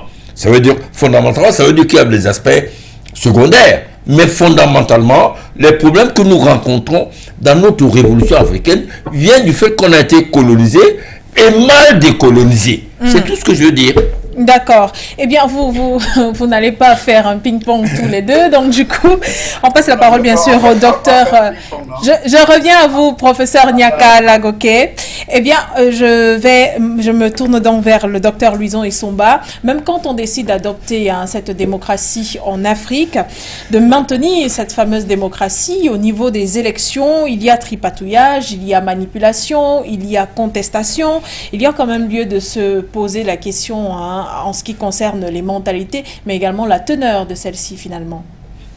Oui, je voudrais commencer par faire des précisions. Je viendrai sur des précisions sémantiques. Mais pour un constitutionnaliste affirmé, on ne peut pas dire que la démocratie est importée. Parce que quand je prends la charte demandée de 1268, il y avait déjà les problèmes de rotation de pouvoir. Il y avait déjà les problèmes de division du travail. Il y avait déjà les problèmes de séparation organique, donc qui convoquent l'esprit justement de la séparation des pouvoirs. Donc on ne peut pas, le constitutionnaliste africain qui continue dans cette logique de croire que la démocratie est importée, je crois que fait une erreur très grave, avec les exemples que je venais de prendre. Mais maintenant, autre élément sémantique qui me semble important à relever, c'est que des questions se posent en Afrique entre alternance et transition politique.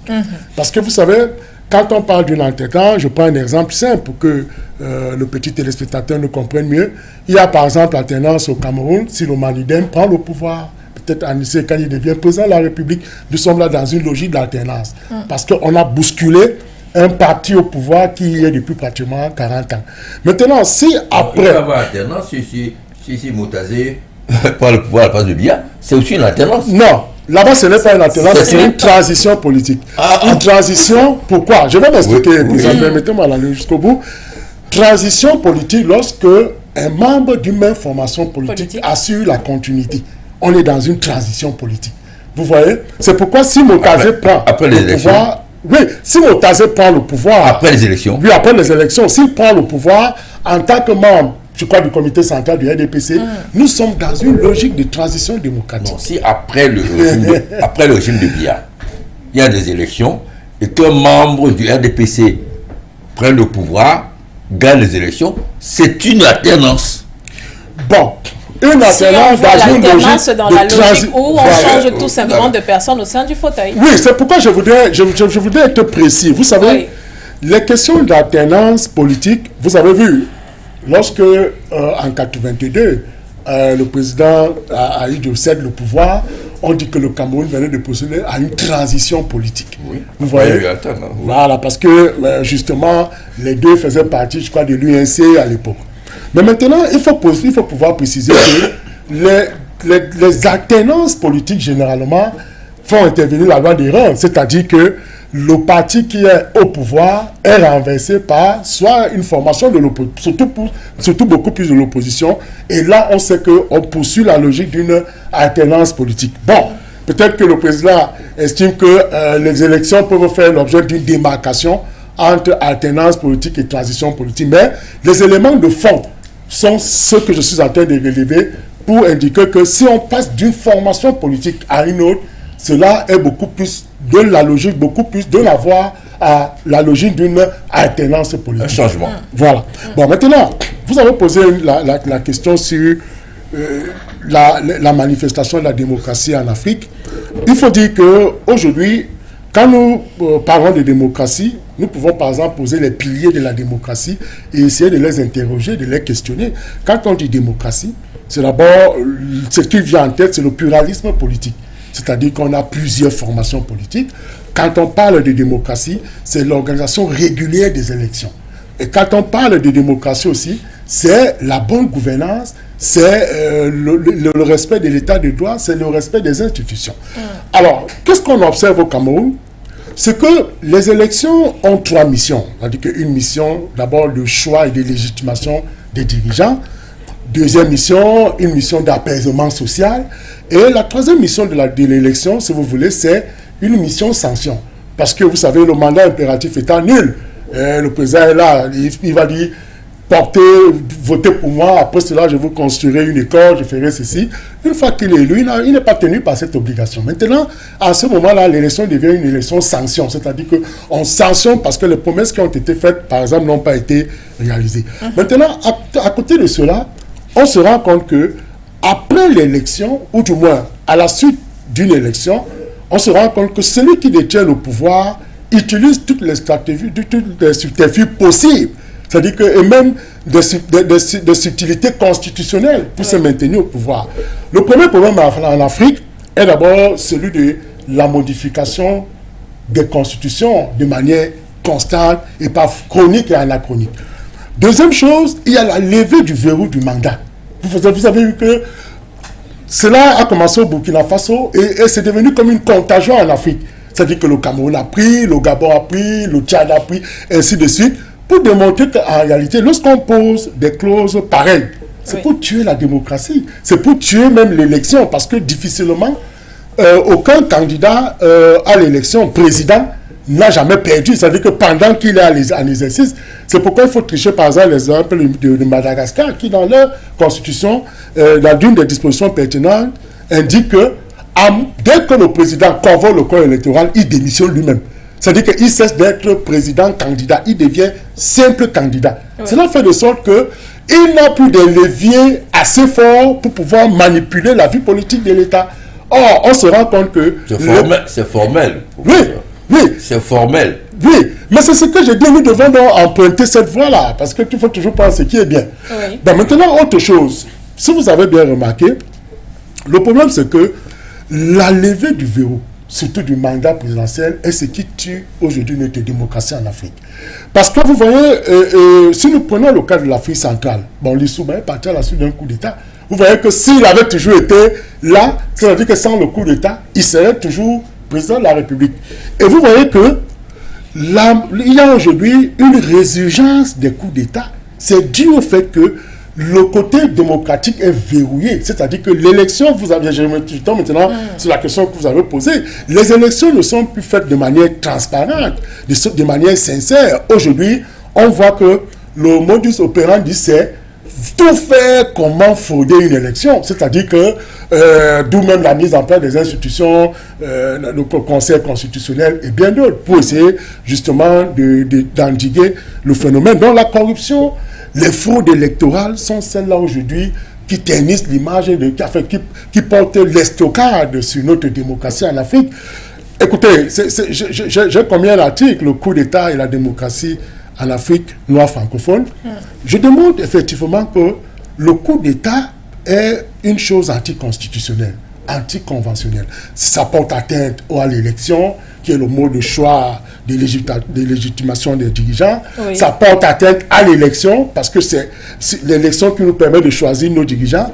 Mais la résurgence des coups d'État aujourd'hui se justifie par le fait que il y a des verrouillages démocratiques, il y a cette complicité entre les dirigeants africains et les dirigeants européens qui font de sorte que nos dirigeants africains ne servent plus le peuple qui les a portés à la tête de la magistrature suprême. Et nous avons des crises qui ne trouvent pas des issues. Des crises économiques, des crises sociales, des crises qui, parfois sanitaires, nous venons d'être frappés là par le Covid. On se rend bien compte que les États africains ne mettent pas un regard pointu sur cette question, mais voient dans quelle mesure toujours se maintenir au pouvoir par des mécanismes ou des subtilités constitutionnelles. Donc moi je pense que la démocratie en Afrique pique du nez du seul fait que la culture démocratique n'a pas encore atteint son apogée. Et c'est Jean Dubois de Gaudisson qui disait que démocratie sans culture démocratique n'est que ruine de la démocratie. Merci, docteur Luison Essomba. Je rappelle que vous êtes enseignant de droit public. Merci infiniment. Alors, le professeur Nyaka est avec nous également. On reviendra à vous, président Ekane. Alors, pourquoi donc on rentre toujours dans la personnification aujourd'hui en Afrique? C'est une manière peut-être de montrer également que malheureusement, cette démocratie que l'on a adoptée, n'est-ce pas, sur notre territoire africain, elle ne nous sourit pas toujours si on reste cloîtré en se fixant sur une seule personne, se disant sans ce président-là, on ne pourra pas avancer, sans lui, il n'y aura plus de sécurité, il n'y aura plus d'économie, il n'y aura plus... Et tout ça, on rentre dans l'impréparation de l'après du président actuel, professeur Nyaka.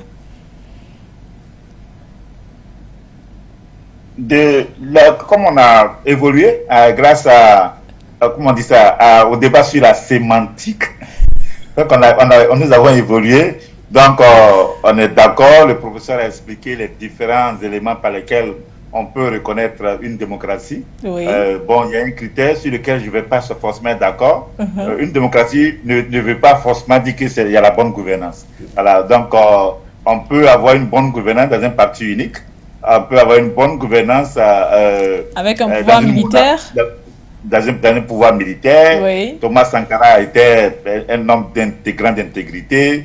Et donc, voilà, on est peut-être tombé d'accord sur Rawlings. Voilà. Donc, mais j'apprécie que le professeur nous a fait évoluer. Pour moi, quand on parle de démocratie, effectivement, et là je vais certainement être d'accord un peu avec le panéliste, le président du parti, c'est qu'on ne peut pas concevoir le sort et le destin de l'Afrique à partir d'un individu ou bien d'une seule personne ou bien d'un seul clan. C'est-à-dire qu'un homme peut avoir la plus grande intelligence du monde, et peut avoir la plus grande foi du monde, et peut avoir tout ce que vous voulez, mais il n'est qu'un individu. Alors là, donc, quand on voit les forces néocolonialistes qui veulent tout faire pour détruire l'esprit d'indépendance et d'autodétermination de l'Afrique, et donc un tel individu, quelle que soit sa grandeur, aura du mal à faire face donc à toutes sortes de menaces, de pression et à toutes les techniques qui sont utilisées par les Occidentaux pour détruire l'esprit d'autonomie en Afrique.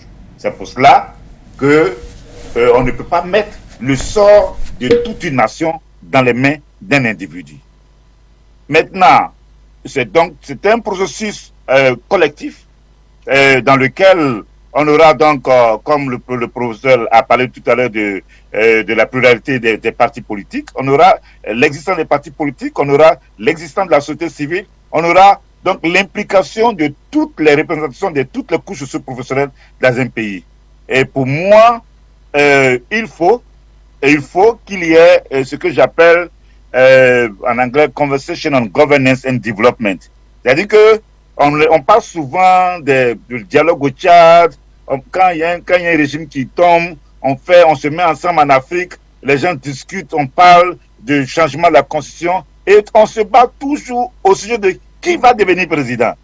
On ne parle pas de qu'est-ce qu'il faut faire pour la préservation de nos ressources et pour réduire l'exploitation de nos ressources par les compagnies étrangères ou bien par les puissances extérieures. Donc c'est le premier élément. Et donc dans ce débat-là, donc on est obligé donc de mettre sur pied un nouveau contrat social et puis c'est à partir de cela qu'on peut essayer de voir la réduction des tensions dans une société. En Angola, quand vous avez fait voir ce beau reportage où les gens parlaient de Lorenzo qui a eu 51% des voix. On va au Kenya, William Ruto n'a même pas pu avoir 51% des voix. Bon, et donc si on veut rester dans la logique de cette conception de la démocratie occidentale où on estime que c'est la majorité, c'est la loi de la majorité, donc ici c'est une majorité qui n'est pas effectivement réelle dans la mesure où 51% contre 49% de la population. Donc on est obligé de voir ces deux groupes-là s'asseoir pour se mettre d'accord sur un nouveau cadre de fonctionnement, de cohabitation pour une meilleure démocratie et pour la prospérité et le développement équitable, durable dans la société. Donc c'est pour cela que nous estimons qu'il faudrait changer de paradigme et la première des choses à faire, il ne faudrait pas s'accrocher à ces victoires factices de 51% contre 49% et penser qu'on peut gouverner un pays africain. Surtout que des gens, il y a la dimension de l'ethnie dont je parlais tout à l'heure, surtout qu'il y a des gens, quand ils ne sont pas au pouvoir, ils sont totalement exclus, ou ceux qui ont le pouvoir veulent imposer leur dictat ou leur réalité aux autres. Donc l'Afrique a besoin d'un nouveau contrat social et c'est pour cela que je parle de cette démocratie à l'africaine et comment elle fonctionnerait. Donc c'est l'implication, l'inclusion des planteurs, des travailleurs, des syndicats, des mutuelles, des coopératives. C'est tous ces groupes qui doivent être impliqués dans le processus politique en Afrique. Si on ne le fait pas, on sera en train de se tromper. Voilà un peu ce que je voudrais dire. Et pour terminer sur ce sujet, la façon dont moi je vois le Congrès en Afrique ou bien le Parlement à deux chambres, une chambre peut contenir ou bien peut être la chambre des représentants des partis politiques et l'autre chambre doit être la chambre de ceux qui sont des producteurs du développement, comme les planteurs, comme les hommes d'affaires, comme les représentants des petites et moyennes entreprises, et les syndicats, les coopératives, c'est eux qui doivent être dans cette deuxième chambre-là. Et donc pour qu'ils soient impliqués dans le processus politique Voilà ce que je pourrais proposer, juste là, pour ne pas monopoliser la parole. Kalagoke, vous ne partez pas d'ailleurs tout à l'heure, en fonction du temps qui nous restera, nous aurons dans un dernier tour de table. D'ailleurs, on s'achemine presque à la fin de cette émission. Président Ekane, je vous ai posé une question tout à l'heure à l'entame de cette thématique. Que veut réellement le peuple? Est-ce que c'est une chaise musicale, c'est-à-dire en 7 ans on a ce président, 7 ans plus tard on a celui-ci, 7 ans plus tard on a celui-là? Est-ce que c'est ce que recherche réellement le peuple? Où est-ce que je vais en venir? Parce qu'on se rend compte justement en Afrique aujourd'hui qu'on a des chefs d'État qui restent pendant longtemps sous prétexte que c'est eux que le peuple veut, sous prétexte que c'est eux qui apportent au peuple ce dont il a besoin, sécurité. Au Cameroun par exemple, pendant plusieurs années, quand on demandait aux gens pourquoi vous votez Paul Biya, ils disaient parce qu'il y a la paix. Ailleurs, on disait parce qu'il y a l'économie. On a aujourd'hui des problèmes, justement, dans plusieurs pays, parce qu'il y a des chefs d'État qui sont décédés, qui n'ont pas pris la peine de préparer leur, c'est-à-dire le chemin après leur départ. On a aujourd'hui en Libye avec Muammar Kadhafi qui n'est plus, malheureusement des problèmes au sein de la nation. Au Cameroun, on ne sait pas encore comment ça se passera après le chef de l'État Paul Biya. Dans plusieurs autres pays, actuellement, on est obligé d'être entre les mains des pouvoirs de transition avec les pouvoirs militaires. C'est parce qu'on essaye de sauver le peuple, sauver l'intégrité, sauver la souveraineté. Alors, qu'est-ce qu'il faut faire et pourquoi est-ce que l'Afrique n'arrive pas à sortir de la personnification? Alors, comme tous les peuples au monde, le peuple veut vivre de mieux en mieux. C'est tout. La motivation essentielle d'une population, c'est d'avoir des conditions de vie à chaque fois meilleures que... Ce n'est pas une question, j'allais dire, d'individu. C'est pour ça que justement, je disais que la situation, par exemple, dans notre pays, c'est important de l'aborder. S'il arrivait aujourd'hui une disparition du chef de l'État, vous n'êtes pas sûr qu'il y aurait une consolidation du parti au pouvoir. Il peut éclater en plusieurs morceaux. Absolument. C'est même ce qui risque de se passer. Et si un des individus de cet éclatement arrivait au pouvoir, ce serait la tendance. Même si il viendrait de l'ancien parti au pouvoir RDPC. Deuxième chose, ce que veut le peuple, ce n'est pas qu'il y ait Biya, après Biya Motazé, après Motazé Kane.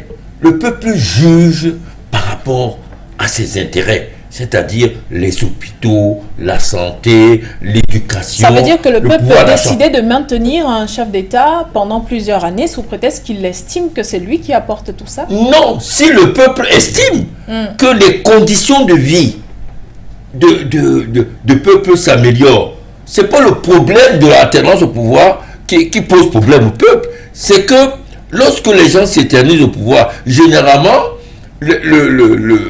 les aspirations du peuple ne sont plus assurées, puisque ce qui motive un tel pouvoir, c'est son maintien. Ce n'est plus l'aspiration du peuple. Je vais dire, je prends un exemple. Sankara arrivé au pouvoir par un coup d'État militaire, mais ce n'est pas ça qui a fait le problème au peuple burkinabé, puisque Sankara a assuré un changement fondamental dans la vie du Burkina. Jusqu'à aujourd'hui, le Burkina est sankariste dans son âme. Donc, ce n'est ni la cession au pouvoir, ni le nombre d'années qu'on passe au pouvoir qui est déterminant. C'est ce qui donne au peuple la satisfaction que ses intérêts sont préservés. Je crois qu'il faut arriver à la base. Bon, on sait que, et je l'ai dit, lorsque les gens sont en concurrence, forcément, et le professeur Somba l'a dit, l'élection démocratique permet de sanctionner celui qui n'a pas pu satisfaire aux aspirations du peuple. C'est cela que le peuple peut se projeter sur une alternance. Mais ce n'est pas par rapport au fait qu'il veut voir un individu autre que celui qui était au pouvoir. Donc je pense que c'est la base de toute démocratie. Quand on parle du pouvoir au peuple, ça veut dire que le peuple a le pouvoir de changer l'orientation de son destin en fonction de ses aspirations, de son bonheur. la remarque que je veux faire, qui n'est pas dans votre question, c'est que la situation politique de l'Afrique depuis la décolonisation, depuis la colonisation, elle a favorisé qui? L'Occident. Pour le plus grand malheur de l'Afrique. L'Occident la situation de notre continent a largement favorisé l'Occident et desservi l'Afrique sur le plan politique, économique, culturel. Dans ce sens que nous étions toujours au service de l'idéologie occidentale. Ce n'est pas par hasard que nous parlons français aujourd'hui. On aurait pu parler une langue africaine. Le responsable de cela, c'est quoi? C'est la colonisation et la néocolonisation. C'est pour ça qu'à la base, il faut revenir à l'essentiel. Bien sûr que, je veux dire qu'il y a eu des tribus. Il y a des tribus en Afrique. Mais prenons encore l'exemple du Cameroun. L'Union des populations du Cameroun, quand elle a été créée, il y avait des tribus. Mais l'UPC a eu le soutien sur l'ensemble du territoire, indépendamment des tribus. Donc le problème, ce ne sont pas nos tribus, c'est ce qu'on en fait. Ils peuvent être des instruments de division ou des instruments d'intégration. Voilà. D'accord, merci infiniment, Président Ekane. On va directement passer à ce dernier tour de table, car il nous reste encore un tout petit peu de temps. Et c'est avec vous, d'ailleurs, qu'on poursuit, Docteur Louison Essomba. Alors, on a parlé de cette personnification, du fait que la plupart du temps, le peuple s'attache à une personne sous prétexte qu'il y a au moins une partie du bilan qui reste satisfaisant. Ça peut être le bilan économique, ça peut être le bilan sécuritaire, ça peut être sur le plan de l'éducation. Comment lutter contre cette personnification tout en restant, bien sûr, ancré à cette démocratie? Oui, je voudrais apporter une précision. Je pense que le professeur Nyaka n'était pas d'accord tout à l'heure sur les piliers que j'ai introduits dans la démocratie. La gouvernance, on a la charte africaine des élections et de la gouvernance. Bien entendu, quand vous gérez bien un pays, tout parle de la bonne gouvernance. Donc la bonne gouvernance devient aujourd'hui un élément phare de la démocratie. Parce que recherche au fond la démocratie? C'est le bien commun, comme le disait saint Thomas d'Aquin. C'est le bien de tous, le bien de la collectivité, le vouloir vivre ensemble collectif. C'est tout ce que recherche la démocratie. Donc aujourd'hui, on ne peut plus parler de démocratie sans évoquer les éléments de bonne gouvernance. Ce que nous sommes, parce que même l'élection, on vous dit, l'élection doit être transparente. Vous voyez, la transparence, c'est un élément de la bonne gouvernance. Vous voyez? Donc, professeur, je pense qu'il faut essayer peut-être de lever le curseur sur ce pan d'analyse pour comprendre que, à un moment donné, les éléments qui intègrent la démocratie se densifient.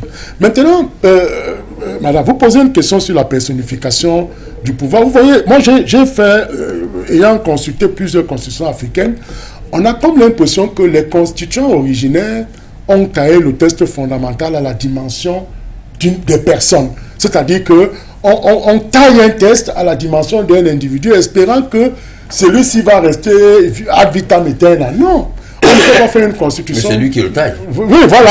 On ne peut pas faire une constitution comme on ferait une tente dans laquelle on va se coucher. Non, les constitutions doivent s'adapter à l'évolution. Tout à l'heure, j'ai pris un exemple. Qu'est-ce qui peut justifier que dans les constitutions africaines, le président qui remet sa candidature ne démissionne pas de ses fonctions? Vous voyez, on peut le faire, c'est possible, parce que j'ai pris l'exemple de Madagascar, c'est intéressant, monsieur le président Ibarakani. On vous dit, dès que le président convoque le corps électoral, il démissionne. Il n'est plus président, il reste simple candidat. Parfois même, il quitte le palais, parce que devenant simple candidat, il devient citoyen. Or, imaginez-vous que vous êtes candidat président. Vous savez, la Constitution française n'a pas ces dispositions. Mais tout le temps, les adversaires des présidents candidats leur disent qu'ils se servent évidemment des attributs du pouvoir du président pendant l'élection. Donc, il doit y avoir des évolutions constitutionnelles sur la question. Maintenant, écoutez, je vous ai évoqué quelque chose aujourd'hui, la levée du verrou du mandat présidentiel, mais c'est ça qui tue notre démocratie aujourd'hui. Comment préconiser une alternance ou une transition politique quand de tels verrous sont consigné dans les textes fondamentaux des États. Ça devient très compliqué en Afrique. Vous voyez, donc il faut revoir cela. Et je parle aujourd'hui de la culture. Vous voyez, je vous ai évoqué l'idée d'un auteur qui parlait de la démocratie sans culture démocratique. Il n'est que l'une de la démocratie, tout simplement parce que on se rend bien compte que les élections ne sont pas faites dans l'esprit qui doit gouverner une élection, la transparence.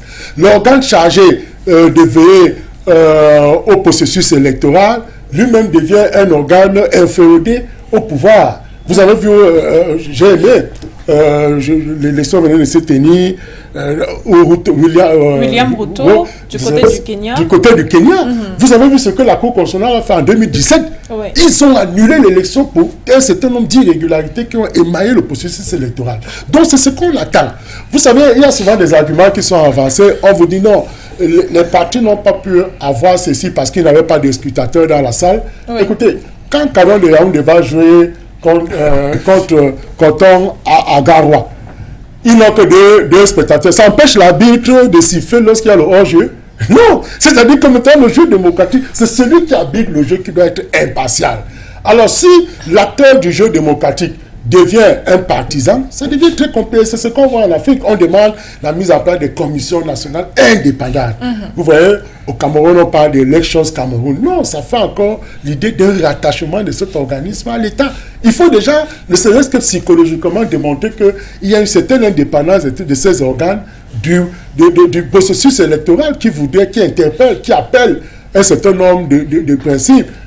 La neutralité, oui, l'impartialité, la sincérité des votations, les résultats qui sont rendus en temps raisonnable.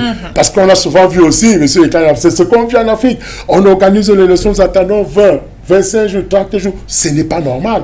Pourtant, parfois, les États qui sont plus nombreux rendent le verdict à 2 heures de la fin des bureaux de vote. Donc, il y a tout cela, cette culture démocratique que les Africains doivent s'imprégner. D'accord, merci infiniment docteur Luisson Essomba, et d'ailleurs nous avons pratiquement terminé. On va peut-être prendre le professeur Nyaka Lagoké pour clôturer justement cette émission. Si bien sûr il est toujours des nôtres. Professeur, un dernier mot pour conclure, un dernier mot pour la route. Bon, donc là on est en plein dans le processus démocratique, c'est une réalité. Donc les Africains vont certainement, ils auront l'occasion, avec la mobilisation, cette révolution citoyenne permanente que nous voyons ici et là, comme un des panélistes dans le studio l'a dit, les Africains veulent les choses que toutes les nations du monde cherchent, le droit au bonheur, le droit au développement, le droit à la prospérité, le respect de sa dignité, le respect de la dignité humaine. Et donc les élections sont un moyen pour mesurer, c'est ce que j'ai oublié de dire depuis le début, les élections sont un moyen pour mesurer le niveau de démocratie dans un pays. Donc si les élections se font sans transparence, dans la malice, ou encore que les élections se font pour favoriser un individu, cela veut dire que le niveau de démocratie n'est pas ce qui doit être dans la société. Mais j'ai foi que l'Afrique marche inexorablement vers son unité et vers un mieux-être.